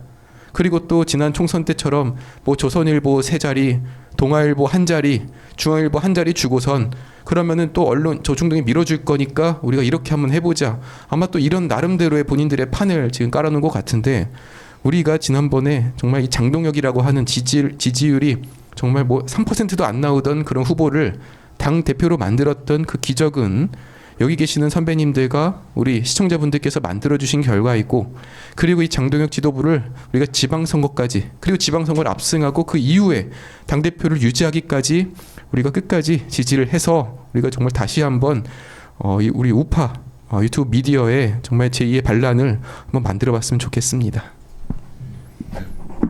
저는 사실 지금의 정치 상황이 굉장히 뭐라 그럴까요? 좀 얼떨떨하다고 해야 될까요? 잘 익숙하지가 않아요. 그 이유가 뭐냐면 예전에 이제 90년대부터 뭐 워낙 어렸을 때부터 정치권에 관심이 많아가지고 90년대, 2000년대 이렇게 보면 정치인들이 국민들을 이렇게 끌고 가는 특정 정치인이 있으면 그 특정 정치인의 어떤 지역민들이 대거 붙어가지고 뭐 영남을 대표하는 뭐 IS, 호남을 대표하는 DJ, 뭐 중청을 대표하는 JP 뭐 이런 삼국지가 펼쳐지는 그런 식의 정치를 쭉 보다가 지금은 우파 국민들이 각성을 해서 지도자를 우리가 선택하고 있잖아요.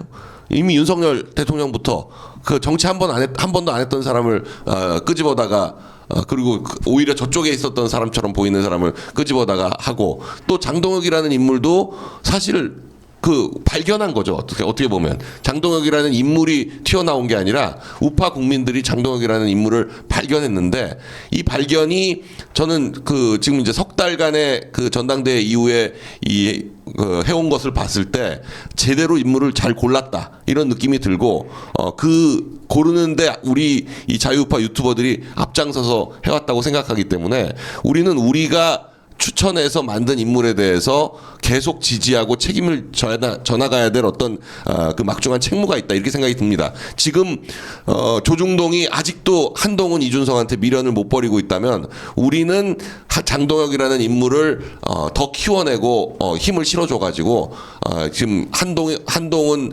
이준석으로 이 대변되는 그 기회주의 세력. 배신 세력 여기를 좀 척결하고 좀 제대로 된 정당으로 자리매김을 시켜가지고 이 제대로 선거에서 승리해서 정권을 되찾아와야 된다 이렇게 생각을 합니다. 그러니까 이게 기본적으로 장동혁이라는 정치인의 부상은요 당원 혁명이고 미디어 혁명이거든요. 그 예전에 이 국민의힘 당원들은 그냥 꿔다 놓은 보릿자루 찬밥 신세였습니다. 잡은 물고기 밥 안 준다고 뻑하면 당원들 무시하잖아요. 지금도 마치 당원들이 투표 많이 하면 극우가 되니 뭐니 하면서 여론조사 100%로 하자. 아니 그럴 거면 당원 제도를 왜 유지하죠?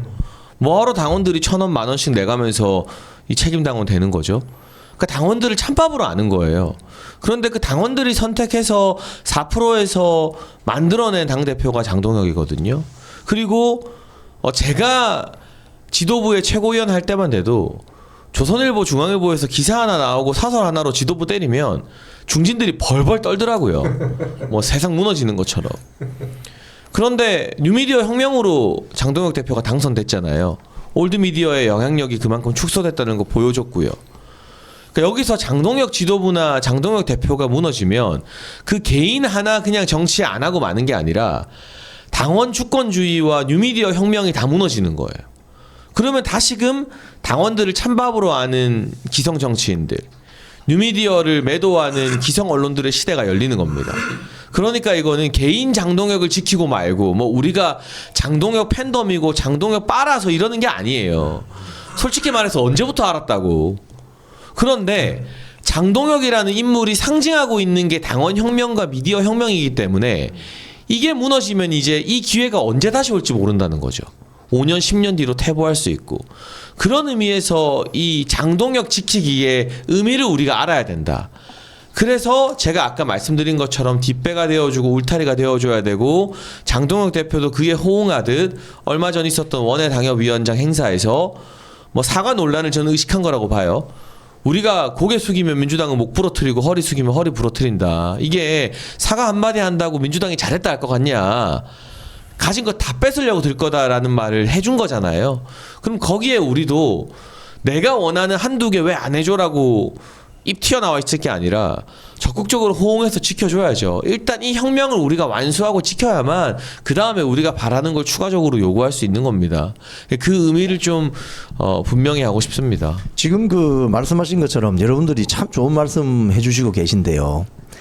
장동혁 대표가 지금 당성이라는 말을 지금 하잖아요. 당성이 뭐냐는 거예요. 당성이. 그러니까 영어로 굳이 치자면 뭐 로열티, 뭐 충성도 이런 거로 우리가 이해할 수 있는데 그동안 국민의힘의 당원들이 당성이라는 말에 대해서 우리가 곰곰이 생각해 봤냐 이거예요.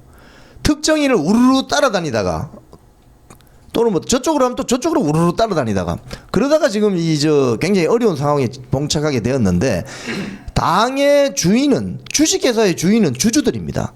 당의 주인은 누구냐? 당원들이죠. 당원. 진짜 중요한 결정은 당 총회를 열어서 당원 총투표를 해서 결정해야 되는 겁니다. 뭐 사과는 이런 소리 하지 말고. 그런데 지금 장동혁 체제를 흔들고 있는 세력의 특징은 뭐냐? 브로커들입니다. 쉽게 이야기하면은 당원들이 한꺼번에 모이기가 힘드니까 그걸 대신 좀 잘 해주시라고 국회의원도 뽑아주고 도의원도 뽑아주고 시장 군수도 뽑아준 거거든요.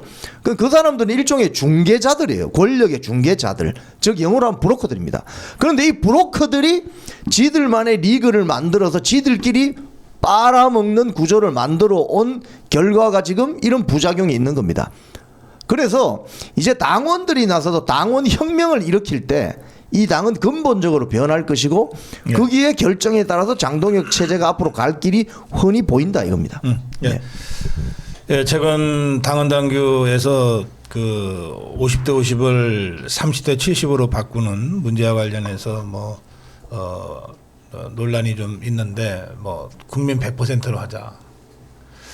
그러니까 국민 100%로 하려면은 탈당해서 무소속으로 하면 돼요. 뭐 간단하잖아요. 지가 그걸 원하면 탈당해서 무소속으로 하면 돼요. 예, 이건 괜히 당 안에서 택도 아닌 소리 가지고 어지럽게 하지 말기를 제가 엄중 경고합니다. 자, 이제 마무리를 해야 될 시간이 됐습니다. 마무리 한 말씀씩은 듣고 끝내야 될 것 같습니다. 우리 강영석 대표님부터 쭉 돌아가서 한 말씀씩 하실까요? 일단 오늘 이 자리가 만들어진 것 자체가 큰 의미가 있다 이렇게 보고요. 저희가 앞으로 이제 적어도 한 달에 한 번 정도씩은 이런 자리를 마련해서 우리가 같이 의견을 나누고 또 생각을 공유하는 거 이게 굉장히 중요한 것 같습니다. 그리고 이 방송이 오늘 많은 자유파 국민들에게 희망을 줬다. 저는 그렇게 생각을 하고 그동안 각자 도생하려고 했던 그 유튜버들이 이 엄혹한 시대를 그 생존하기 위해서는 힘을 합칠 수밖에 없다는 걸 서로 절감하고 또 그리고 우리 이영풍 대표님이 또 그 지도력을 발휘하셔서 사실 뭐 그 지도력이라는 게 사실 자존심을 꺾고 다 연락하고 해가지고 가입시키고 서로 힘을 합치도록 노력해 주시고 해가지고 이 자리가 마련이 됐는데 우리 앞으로도 하여간 우리 고 박사님과 이영풍 대표님이 함께 이런 자리를 계속 만들어서 사실 이게 처음 시작한 거는 그 장동혁 대표 그 전당대회 때 우리가 이렇게 같이 모여가지고 토론회 그러니까 장동혁 대표를 불러다 토론회를 하고 김문수 후보를 불러다 토론회. 그때 뭐 전환길 승인 받냐 뭐 이렇게까지 했는데 그러나 그렇게 해서 결국 그 새로운 리더십이 탄생하지 않았습니까? 지금 우리가 지금 대한민국 정치를 완전히 뒤바꾸는 첫 단계, 첫 계단을 오르고 있다. 저는 그렇게 보고 앞으로 이런 모임을 이런 그 토론회를 계속 이어나갈 것을 또 우리 시청자분들께 말씀을 드립니다. 약속을 드립니다. 말씀하신 이거 좀 정기적으로 하자. 그래서 우리 오늘 나오신 분들하고 합의한 일정이 12월 10날입니다. 12월 10날 수요일 오전 8시 20분부터 100분 동안. 그래서 이것을 최소 한 달에 한 번씩은 좀 정기적으로 하자. 이렇게 다들 지금 공감하고 계셔서 유튜버들께서 다 정말 불가피한 일정이 있어서 못 나오실 경우에는 또 다른 유튜버들이 나오시면 되니까 일단은 그렇게 우리가 한 달에 한 번씩은 정기적으로 하기로 합의했다는 말씀 제가 알려드릴게요. 네. 네, 유튜브 총연합회가 지난 10월달에 결성을 했고 지금 그 등록증까지 다 받았습니다.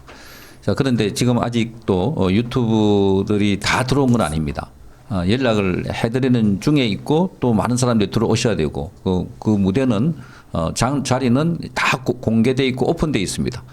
그래서 더 많은 분이 들어오셔서 역할을 해주시길 바라고 다음 이 모임에서 또 다시 토론을 하더라도 새로운 분들에게 더 많은 기회를 주고 그분이 우선적으로 할 수 있도록 그렇게 했으면 좋겠다 생각이 되어지고 지금 잘 아시다시피 아까 이영풍 대표도 말씀하셨지만 국민의힘을 바꾸는 것은 결국은 당원이다.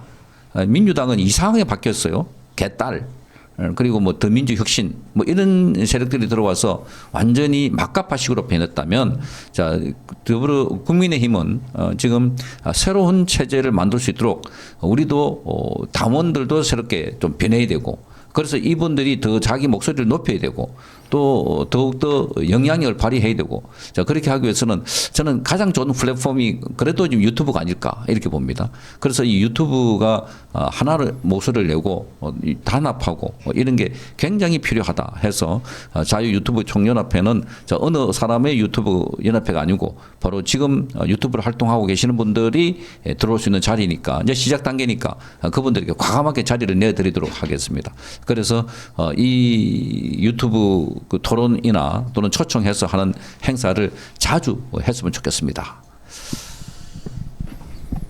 제가 이제 방송 도중에 저희 이제 동시 시청자를 좀 이렇게 계산을 해봤어요. 우리 박사님 방송을 비롯해서 참 이제 각자 선배님 채널에 이제 시청자를 다 합쳐 보니까 좀 적을 때가 한 25,000명이었고 또 많을 때는 3만 명 가까이 이렇게 지금 이 오전 시간에 시청을 해주시더라고요. 이거 엄청난 숫자라고 생각을 합니다. 지금 국민의힘 의원들이 이제 12월 3일 이제 비상계엄 1주년을 맞아서 제 여론을 한번 파악을 해보려고 찾아봤을 텐데 아니 아침 이 시간에 지금 3만 명 되는 국민들이 지금 동시에 시청을 하고 있다는 걸 보면서 이 또 채팅창을 보면서 아 이거 내가 또 함부로 뭐 사과 발언했다가는 큰일 나겠구나. 나는 오히려 지금 여기 선배님께서 말씀하신 것처럼 더 민주당과 싸우지 않은 발언을 해야겠다. 아마 이러한 생각이 들지 않았을까 싶습니다. 그런 점에서 저는 오늘 이 자리가 정말로 귀중한 자리이고 특히 이제 국민의힘에 정말로 중요한 자리가 된 거라고 생각을 하고 있습니다. 다시 한번 이렇게 자리를 만들어주신 우리 박사님과 이영풍 회장님 정말 큰 역할을 해주신 것 같아서 저도 열심히 동참하도록 하겠습니다. 네. 저는 사실 아까도 말씀드렸지만 저는 낙하산이라서 영향력이 크지 않습니다. 그렇지만 이제 우리 여기 나와 계신 우리 오피니언 리더들께서는 사실 우리 우파 국민들의 마음을 정말 대변해주고 계시는 분들이라고 생각을 합니다. 이분들이 계셔서 그동안 국민의힘 내에서도 당원 혁명이 가능했다. 뭐 이렇게 생각을 하고요. 또 그런 것들이 사실 2번 있었잖아요. 김문수 대통령 후보가 될 때도 사실은 당원들의 힘이 있었기 때문에 또 이 오피니언 리더들께서 이 의사를 결집시켜 주셨기 때문에 그것이 가능했던 것이고요.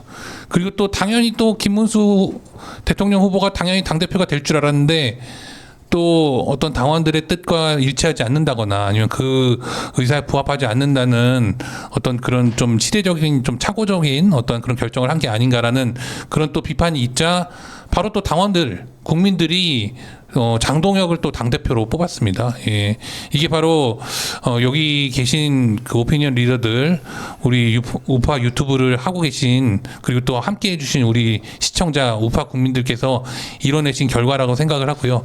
이러한 국민들의 명령과 국민들의 뜻을 지금 국민의힘 지도부라고 하는 장동혁, 그리고 뭐 또 김민수 잘 알고 계실 거라고 생각합니다. 그래서 그 뜻과 맞춰서 함께 가는 길이 이 자리를 빌어서 계속되기를 기원합니다. 예, 저는 세 마디 하겠습니다. 사자, 드러머, 대자유총 세 마디만 하겠는데요. 사자, 호랑이하고 사자하고 싸우면 누가 이기지? 어릴 때부터 굉장히 궁금한 질문이었어요. 누가 이기느냐? 호랑이가 이겨요. 1대1로 싸우면. 그런데 집단으로 떼싸움을 하면 누가 이기냐? 사자가 이깁니다. 왜? 떼거리가 많으니까. 간단합니다. 정치는 수학이 아니라 산수입니다. 무조건 떼거리가 많아야 돼요. 그래서 사자 같은 집단 사냥을 해야만 이긴다. 무슨 소리냐? 지금 이재명 정권 아주 엄혹한 시기지만 모여야 됩니다. 내가 잘나고 저 사람 못나고 이런 게 아니라 모여야 돼요. 일단은. 그래서 사자 같은 집단 사냥 캐릭터를 가져야 된다. 두 번째, 드러머입니다. 앞에 노래하실 분들 많습니다. 저는 우리 고성국 박사님, 성창경 대표님 제가 사석에서 만나면 형님이라고 모시잖아요. 저는 이런 분들을 보컬, 노래하는, 카메라 잘 잡히는 곳에 모시고 저는 뒤에서 컴컴한 데서 드럼을 치면 됩니다. 드럼. 옆에서 기타 칠 분을 제가 모시고 오겠습니다. 세 번째, 대자유총. 선배들 중에 제일 존경받지 못하는 선배들이 어떤 사람들입니까? 입은 열고 지갑은 닫는 그런 분들은 존경을 받지 못해요. 제가 대자유총 회장이 뭐 잘난 것이 된 게 아니고요. 떠밀려서 된 건데 저는 입은 닫고 지갑은 째겠습니다. 그래서 앞으로 대자유총이 잘 될 수 있고 국민들이 통합될 수 있다면 제가 지갑을 째버리겠습니다. 감사합니다. 오늘 유일하게 독수를 받는 아니 회장이라서 쳐드리는 거예요. 차발적인 박수도 와서 돈을 많이 내서. 네, 저는 좀 심심한 이야기로 마무리하려고 하는데요. 뭐 여러 이야기들이 많이 나오지만 좋아서가 아니라요. 그러니까 국민의힘 고쳐 써야 돼요. 그리고 국민의힘이 무너지면 지금의 현실 정치에서 우리가 새롭게 국회의원 배출하고 우리 마음에 드는 사람 만드는 게 몇 년 걸릴지 모르는 일이거든요. 그런데 지금 국민의힘에 영 희망이 없는 게 아니라 우리가 장동혁이라는 희망을 하나 발견했잖아요. 이 촛불 하나를 우리가 지키면 그게 G.O.D 노래 가사처럼 옆에 장동혁 촛불을 켰더니 김민수 촛불이 있고 김민수 촛불을 켰더니 누가 있고 이렇게 나오는 거예요. 그 새로운 세대, 새로운 물결이 이제 막 폭발하기 직전에 꺾이느냐 마느냐의 기로에 서 있는 셈입니다. 그러니까 우리 고성국 TV 보시고 이 많은 유튜브 보시는 분들이 지금이라도 11월 안에 책임당원 1,000원 내는 거 가입하셔야 내년 2월에 여러분 손으로 서울시장과 부산시장을 뽑을 수 있거든요. 당원 가입 많이 해주세요. 한동훈 딸내미들은 날이 추워도 우리가 욕을 해도 이상한 천막에 현수막 걸어놓고 당원 가입 운동하잖아요. 그거 우리가 욕은 하지만 보고 배워야 됩니다. 우리도 그렇게 적극적인 당원 가입을 해서 국민의힘은 우리 당으로 더 만들어갈 필요가 있다라는 말씀 마지막으로 한번 드리겠습니다. 네. 우리 이영풍 대표가 지갑을 째겠다고 그러셨는데 오늘 우리 100분 넘게 진행된 자유우파 유튜브 공동 생방송을 보시면서 많은 시청자들께서 지갑을 째셨어요. 그런데 토론에 조금 그 지장이 될까봐 제가 여러분들 슈퍼챗 하신 분들 소개해드리지 못했습니다. 여러분들 널리 이해해 주시길 바라고요. 토론 마지막까지 16,000명 이상의 우리 시청자들이 끝까지 함께해 주셨습니다. 우선 함께해 주신 그분들 100분 동안 토론 본다는 거 쉬운 일이 아닌데 함께해 주신 분들께 깊이 감사를 드립니다. 뭐 제가 사실 그 오늘 100분 동안 한 게 하나도 없어요. 그냥 자리만 지키고 있었는데 앞으로도 고성국 TV가 이렇게 진행할 수 있으면 맨날 하고 싶습니다. 고생해 주신 6분께 정말 감사드리고요. 여러분들의 토론을 뭐 제가 감히 무슨 정리할 무슨 자격이 있어서 그런 건 아닌데 저는 세 가지를 확실하게 그래도 느꼈다고 말씀드립니다. 첫째, 이재명 종북주사파가 무너지기 시작했다. 둘째, 따라서 장동혁 지도부를 중심으로 똘똘 뭉쳐서 반 이재명 투쟁 전선을 더 적극적으로 구축하자. 셋째, 이걸 해나가면서 일부에서 공격하고 지금 함정 파고 기다리고 있는 123 개헌 관련 사과는 절대 해서는 안 된다. 예, 그 순간 장동혁 체제가 흔들린다. 자유파 전체가 균열이 시작될 수 있다. 이 점을 오늘 우리 6분의 토론자들이 매우 강조해서 말씀드렸습니다. 댓글창에 사실은 제일 많이 올라온 글은요, 우파, 자유파 유튜브들이 함께 앉아있는 모습을 보니까 든든하다는 댓글이셨습니다. 예, 그래서 저희들 자주 모이겠습니다. 자주 모이고 한 달에 한 번씩은 정기적으로 이런 공동 토론회를 저희들이 연락을 열심히 해서 그렇게 여러분과 함께 만나도록 노력하겠습니다. 네, 여기서 인사드려야 되겠습니다. 한 분 한 분 제가 소개해 드릴 때마다 박수로 좀 격려해 주시면 좋겠습니다. 강영석 TV의 강영석 대표님 고생하셨습니다. 성창경 TV의 성창경 대표님 고생하셨습니다. 젊은 시각 송기호 대표님 고생하셨습니다. 네, 멸콩 TV 장해찬 최고위원님 고생하셨습니다. 그리고 아까 박수를 받았기 때문에 생략할까요? 이영풍 TV의 이영풍 대표님 고생하셨습니다. 시간을 잽시다. 네, 그리고 진격의 변호사 TV의 유승수 변호사님 고생하셨습니다. 네, 함께 인사드리고 제가 어제 인천시 특강, 인천시당에 가서 특강한 영상이 있습니다. 40분짜리 영상 바로 보내드리도록 하겠습니다. 함께 인사드릴게요. 고맙습니다. 고맙습니다.